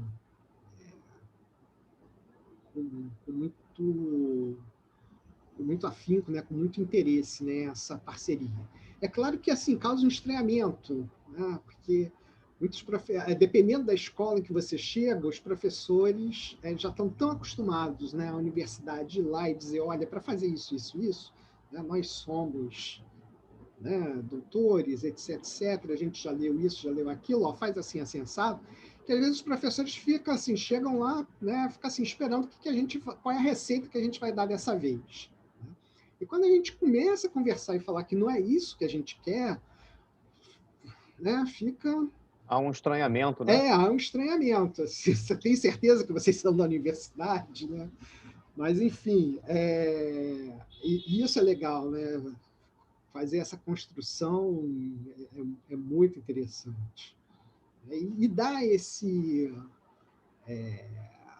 espaço de escuta, né, para esses professores, que muitas vezes estão ali falando, estão há anos falando, né, e a universidade não escuta. Então, às vezes, as pessoas falam assim, vamos dar voz para os professores. Não, os professores já têm voz há muito tempo. Nós é que não temos tido ouvidos. Então, acho que é essa compreensão, né, que faz o complexo ser muito instigante. Pelo menos eu me sinto muito instigado, apesar de todas as dificuldades da gente conseguir perseguindo aí essa construção. Sim. Tem uma questão aqui colocada pelo professor Cristiano, que é o seguinte, né? A gente já fala bastante, né, dessa posição do professor como o formador de professores, professor de educação básica, né, o supervisor como formador de professores, mas raramente se fala sobre a formação desse sujeito como formador de professor. Aí a pergunta é a seguinte, quem forma o supervisor? Se a gente conectar isso lá com a questão, por exemplo, da Colette, né, há uma indução, por exemplo, para que as pessoas atuem em codocência, né? Que os professores sejam codocentes. Como é que é essa preparação do supervisor? Pois isso é alguma coisa que a gente ainda tem que construir, né, na verdade. Né? A gente vai precisar, no momento que essa parceria se estabeleça, que a gente também converse com eles de que forma nós devemos fazer essa formação. A gente não quer também chegar com uma receita pronta, dizer lá, olha, vocês vão ser copartícipes dessa formação dos nossos docentes, então vocês vão precisar fazer esse curso, assistir a essa palestra. Não. Como que dentro de cada escola, com aquele conjunto de professores que temos ali, naquela escola especificamente, de que forma nós vamos construir isso? A gente entende que nem todos tem percepção desse lugar, né? ou até mesmo entendem qual é esse lugar, né? No sentido de quais são os compromissos que se assume ao ser, né, co-formador dos novos professores, mas também a gente entende que não pode chegar com um conjunto de decisões prontas, até porque o corpo docente de cada escola é muito diferente. Às vezes a gente chega numa escola em que você já tem ali um conjunto de professores que já se articulam em relação à formação de professores, que já tem um grupo, já estão acostumados a receber estagiários de diversas universidades, eles mesmos já formam um grupo que pensa nesse estágio, que articula esse estágio dentro da própria escola. Tem outros que nunca receberam estágio. A gente tem professor dentro dessas escolas que já tem mestrado, que fizeram mestrado na área da educação, ou fizeram uma especialização na área da educação, que tem uma concepção, né, dessa formação, desse lugar. Tem outras escolas que não têm. Então, esse é um desenho que vai ter que ser feito em cada escola, especificamente. Então, há essa perspectiva do complexo de realizar de promover essa formação de supervisores, assim, mesmo que seja nessa estratégia horizontalizada, né, a partir do que já existe nas escolas parceiras, sim, né, sim, levando em conta todos esses saberes já produzidos pelos professores em seus locais de trabalho. E também trazer, né, ou seja, abrir espaço dentro da universidade para que eles tragam esses saberes para a formação inicial dos professores já desde os primeiros momentos. Acho que esse também é um movimento importante, né? Não só essa atuação no momento do estágio, mas até mesmo antes, né? Precedendo o estágio. Sim, sim. Tem uma outra questão interessante aqui do Ellerson Quintaneiro, né? Como o complexo de formação tem entendido a percepção do professor formador da universidade sobre a proposta do próprio complexo de formação de professores, né? De outro modo, conversamos aqui sobre a proposta relevante para a formação de licenciandos e como é relevante possibilitar a formação continuada para o professor da educação básica. Mas como tal proposta tem se relacionado com a formação do formador da universidade? Já como que as licenciaturas receberam esse projeto, né? Como que esses professores formadores reagem a essa proposta do complexo? Como eu falei para vocês, são 32 licenciaturas, são 32 universos completamente diferentes um do outro. Assim, eu estou na universidade, né, desde ainda do tempo que, ainda no tempo da Pangeia, eu já estava na UFRJ, né? Então, eu achava que eu conhecia a UFRJ. E quando eu comecei a atuar no complexo de formação de professores, eu descobri que existem inúmeras UFRJs dentro daquela universidade. Cada curso de licenciatura é um curso diferente, entende a sua relação com a formação de professores de uma forma diferente. Então, temos cursos em que os professores são extremamente engajados na formação de professores, os professores da UFRJ, né? Os formadores, eles se entendem como formadores de professores, eles fazem pesquisa exatamente nessa área, enfim, tem uma compreensão, né, do que é o complexo e aceitam muito bem e, enfim, querem investir no complexo. E tem unidades, tem cursos que a gente chega, as pessoas falam assim, mas licenciatura forma professor, tem certeza? Porque são universos muito, muito diferentes, né? A gente fala de 32 licenciaturas, em que 29 são presenciais, 3 são semipresenciais. Dessas 29 presenciais, 27 são no município do Rio de Janeiro, 2 são em Macaé. Dentro do Rio de Janeiro, a gente tem cursos na Ilha do Fundão, na Praia Vermelha, no centro do Rio de Janeiro, em unidades isoladas. Enfim, é uma complexidade, e é um universo de compreensões, né, do que é ser formador de professor. Isso também tem nos instigado muito a pensar nessa formação continuada dos nossos formadores. Então, um dos nossos objetivos é criar ações capitaneadas pelo complexo, né, pelo comitê permanente do complexo, voltadas especificamente para a formação dos formadores dentro da UFRJ. Por incrível que pareça, né, toda essa questão da pandemia nos abriu a possibilidade de fazer um primeiro ensaio em relação a isso, e, por incrível que pareça, num centro que não tem curso de licenciatura. O Centro de Tecnologia procurou o complexo, pediu para que nós fizéssemos um curso, né, para exatamente discutir a formação dos professores do Centro de Tecnologia enquanto professores. Foi muito interessante, porque apesar deles não atuarem diretamente nos cursos de licenciatura, eles têm projetos de extensão em que alguns alunos de licenciatura atuam, e também, de alguma forma, serviu para a gente pensar um pouco isso, né? Então, foi muito interessante a experiência. Foi um curso de 5 semanas, todo feito, né, mediado, né, pelas tecnologias, porque já estávamos em plena pandemia, mas que foi muito interessante, porque, inclusive, uma das questões que os professores colocaram é que eles desejam criar alguma estrutura dentro do Centro de Tecnologia para pesquisar o ensino de engenharias. Eles se entenderem enquanto professores que pesquisam o ensino de engenharia. Pode parecer uma coisa pequena, né? Assim, poxa, né? Óbvio isso, né? Mas, gente, assim, tem certas coisas que a gente, sabendo quais são os discursos, né? E o lugar que muitas vezes a própria concepção de ser professor ocupa dentro de uma universidade como é a UFRJ, isso é um passo enorme.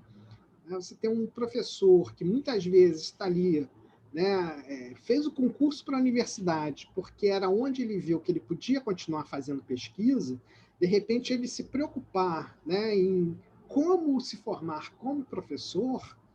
Nossa, isso é um passo enorme. E a ideia é que a gente agora possa fazer isso de uma forma mais ampliada, lógico que com diferentes níveis de aprofundamento em função, né, dos diferentes professores, né, dos diferentes estágios de compreensão do seu lugar como formador de professor eles estejam. Mas essa é também uma preocupação do complexo. Perfeito.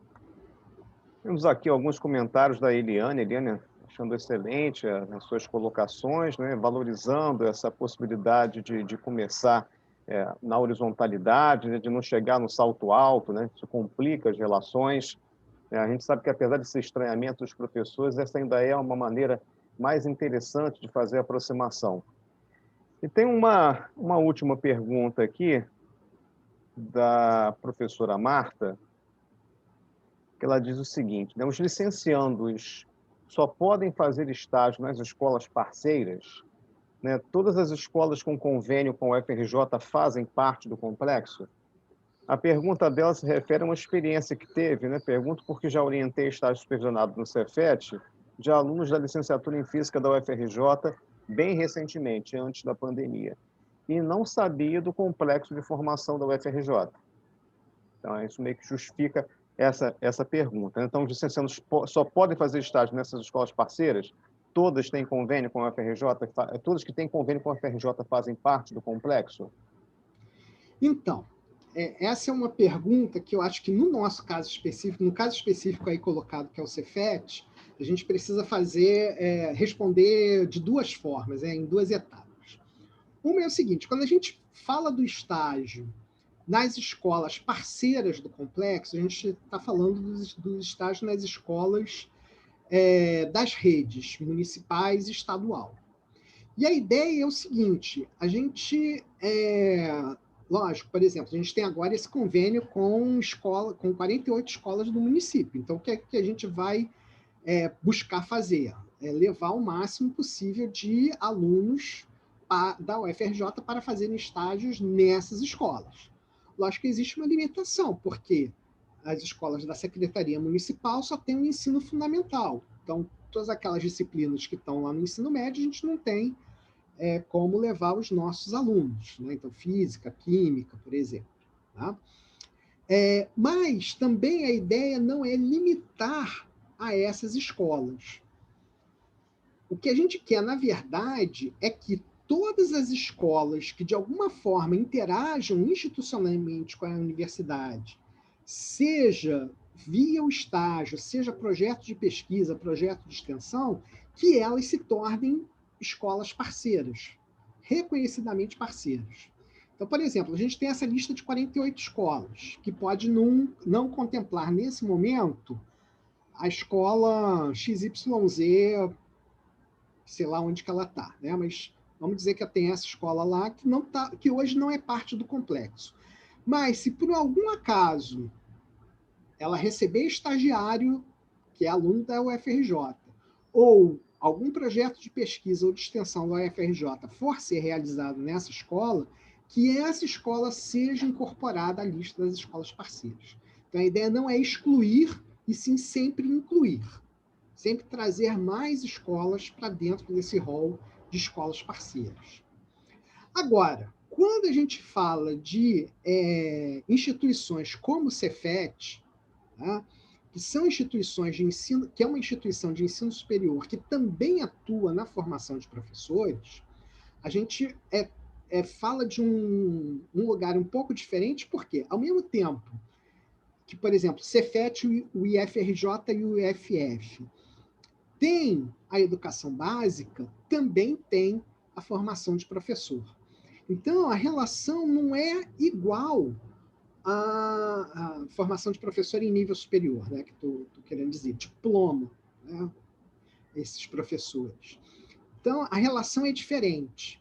Né? A ideia é que é um tipo de convênio diferente, porque aí não é mais olhando para essa instituição só pelo olhar só entre aspas, né? Mas por esse olhar do estágio, é um outro tipo de interação, porque nesse caso a instituição ela é também formadora de professores, ela também tem que participar desse fórum permanente, né? Tem que pensar nessa política de formação de professores, ela faz parte do complexo. Então é uma relação diferente. Então, assim, a gente entende que o Cefet, falando especificamente, ele é parte do complexo, mas não só porque ele recebe estagiários da UFRJ, mas muito mais do que isso, porque ele participa desse grande projeto de formação de professores. Pelo menos bem lá no início do complexo, a gente teve participação bem expressiva, né, de professores do Cefet. Glauco está aí, ele também está participando, né, de um projeto que é um projeto conjunto, né, que é o Ciência em Rede, né, que foi aprovado lá naquele edital do Ciência na Escola, né, que é uma ação do complexo de formação de professores, uma ação interinstitucional. Tá? Então, o Cefet já é parte do complexo por tudo isso, né? Não só por receber, né, na sua ação enquanto educação básica, receber nossos alunos, mas também por fazer parte, né, desse conjunto maior de atividades e do pensar essa política, né, que é o complexo. A gente ainda não tem um convênio formal assinado, tá? Esperamos que possamos ter em breve, porque infelizmente, quer dizer, felizmente e infelizmente a gente precisa da burocracia, né? Porque ao mesmo tempo que ela dificulta algumas coisas, ela também nos dá certas garantias que nos protegem em momentos turbulentos. Mas, enfim, a gente espera que o Cefet, que a gente consiga, né, assinar um convênio com o Cefet em breve. Perfeito. Muito obrigado, Sr. Joaquim. Palestra excelente. A gente precisa discutir bastante essas ideias dessa aproximação da universidade escola, a forma como é feita, né? Nessa perspectiva do complexo, da horizontalidade, da pluralidade. Então, assim, é tudo um grande desafio e tá muito recente esse processo também do complexo de formação de professores, né? Tudo que vem acontecendo no Brasil, desde que se pensa a formação de professores, parece ir na contramão dessas ideias que a gente está discutindo aqui. Então, ideias novas precisam de tempo para serem sedimentadas, esses caminhos serem construídos, que a gente não pode desistir desse processo. né? Acho que um pouco da ideia do simpósio também ajudar a pavimentar essa estrada, uma construção mais sólida da parte teórica, epistemológica, também dessas possibilidades de relação, e conhecendo as diferentes experiências que vêm sendo produzidas ao longo em todo o Brasil, né, de várias instituições, de vários grupos, os relatos de experiência de professores que já ousam partilhar seus espaços, né, com outros professores para pensar a formação dos seus alunos e a sua própria formação. Agradeço muitíssimo a sua disponibilidade, aquilo que você conseguiu partilhar conosco. Eu que Professor Glauco, agradeço. por favor. Pode falar, Joaquim, desculpe. Não, é só assim, só realmente eu agradeço muito. E, assim, faço também um convite, desafio para vocês aí dentro do Cefet, né? Começarem a pensar o que nós, Cefet, queremos que seja o complexo dentro do Cefet. Né? Eu acho que esse é um momento que a gente está tentando fazer isso com as instituições, né? Lançar essa proposta, esse desafio. Como que vocês pensam que deve ser o complexo para dentro do Cefet? Eu acho que esse momento aqui é um momento muito rico, que acho que pode ser aproveitado para lançar essa proposta para vocês, pensarem isso para que a gente possa realmente construir o complexo, né, que está acima da UFRJ, está acima do Cefet, né, que é esse emaranhado dessas instituições. Tá bom? Mais uma vez, muito obrigado aí pela oportunidade. Desafio aceito, professor. Muito obrigado. Bem, não sei se alguém mais da comissão, Lucas, quer falar alguma coisa, João Paulo. Glauco, boa tarde a todas e todos.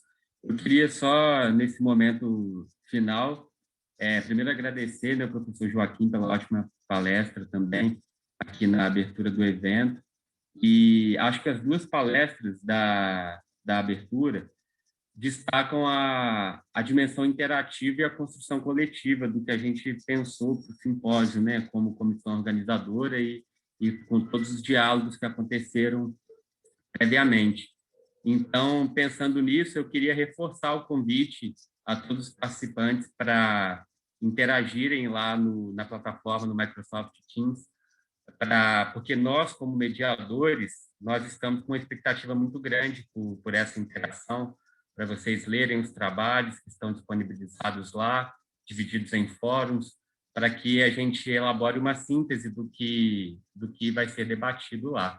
Então, eu queria reforçar esse convite para todo mundo. A gente pensou no layout, no template para os artigos, justamente com 5 páginas, para possibilitar uma leitura mais dinâmica, né, reconhecendo que todo mundo está bastante atarefado, mas aí, se vocês conseguirem encaixar um tempinho na agenda de vocês, vai lá percorrer os fóruns, ler os trabalhos, fazer comentários para que a gente possa interagir e elaborar uma síntese para debater ao longo da semana, ok? Então, um abraço a todos. Só reforçar, né, especificamente os fóruns 1, 3 e 5 vão ter sua sessão de debate na quarta-feira.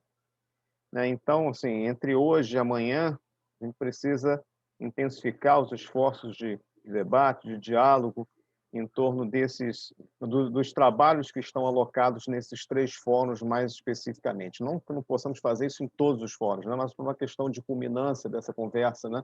Já na quarta-feira, que será a sessão de debate sobre esses trabalhos.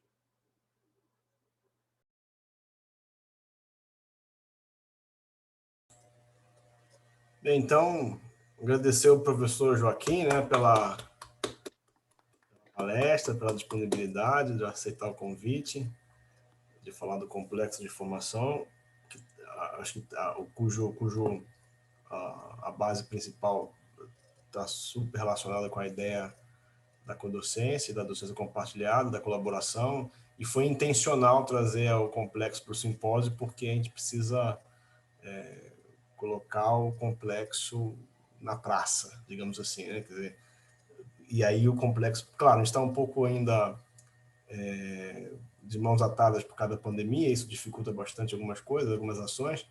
A gente precisa botar o complexo, porque eu acho que, enquanto instituição, digamos assim, né, o complexo tem talvez um poder de acionar certas políticas, né, que a gente, como grupos nas instituições, não tem. Então, acho que é nesse sentido.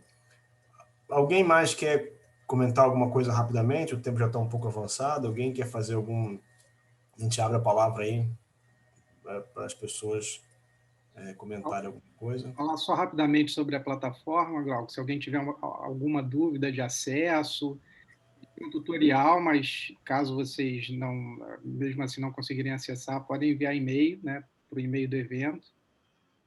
E é isso, a gente espera, daqui para frente, as nossas atividades elas vão acontecer pelo Teams, né, pela plataforma Microsoft Teams, né, e a gente aguarda vocês lá.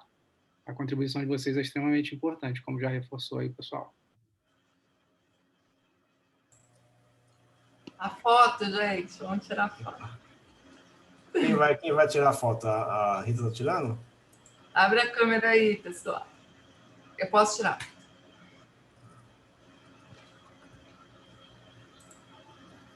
E aí, whisky. Todo mundo sorrindo.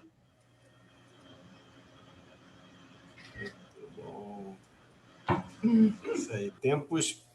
Tempos modernos que o Zoom agora é a nossa câmera fotográfica, né? Isso aí. Gente, então, a gente encerra a programação de hoje, assim, com muito agradecimento a todos e todas que se interessaram pelo simpósio, que participaram. Na quarta-feira, então, a gente vai ter as sessões de debate, né? Então, a gente reservou de 2 às 5, 1 hora para cada fórum. A ideia é que a gente se concentre amanhã, em termos de aprofundamento das discussões, nos fóruns ímpares, 1, 3 e 5. Né? E na quarta-feira vai haver a culminância, vamos chamar assim, né?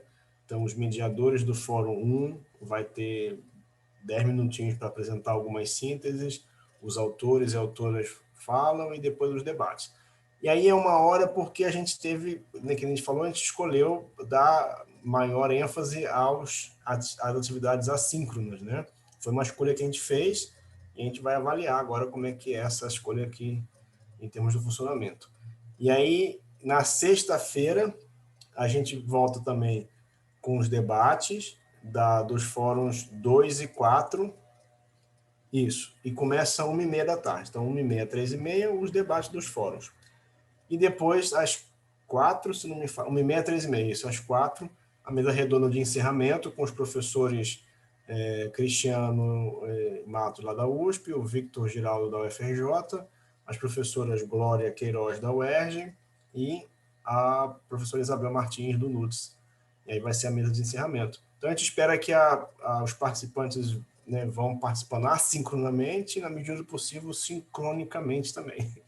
Tá bom? Então, você agradece a todo mundo pela presença virtual, deixa aí um afetuoso abraço virtual, e a gente se vê nos fóruns lá do Teams, e quarta-feira a gente vê assim de novo, né, pela tela. Um abraço para todo mundo, viu? Muito obrigado, Rita, pelo apoio técnico do NUTS. Tá? E aí, conforme eu coloquei no chat, as palestras de hoje vão ficar disponibilizadas no canal do YouTube em algum momento aí para frente, tá bom? Muito obrigado, pessoal. Um abraço aí. Um abraço a todos. Muito obrigado. Valeu, pessoal.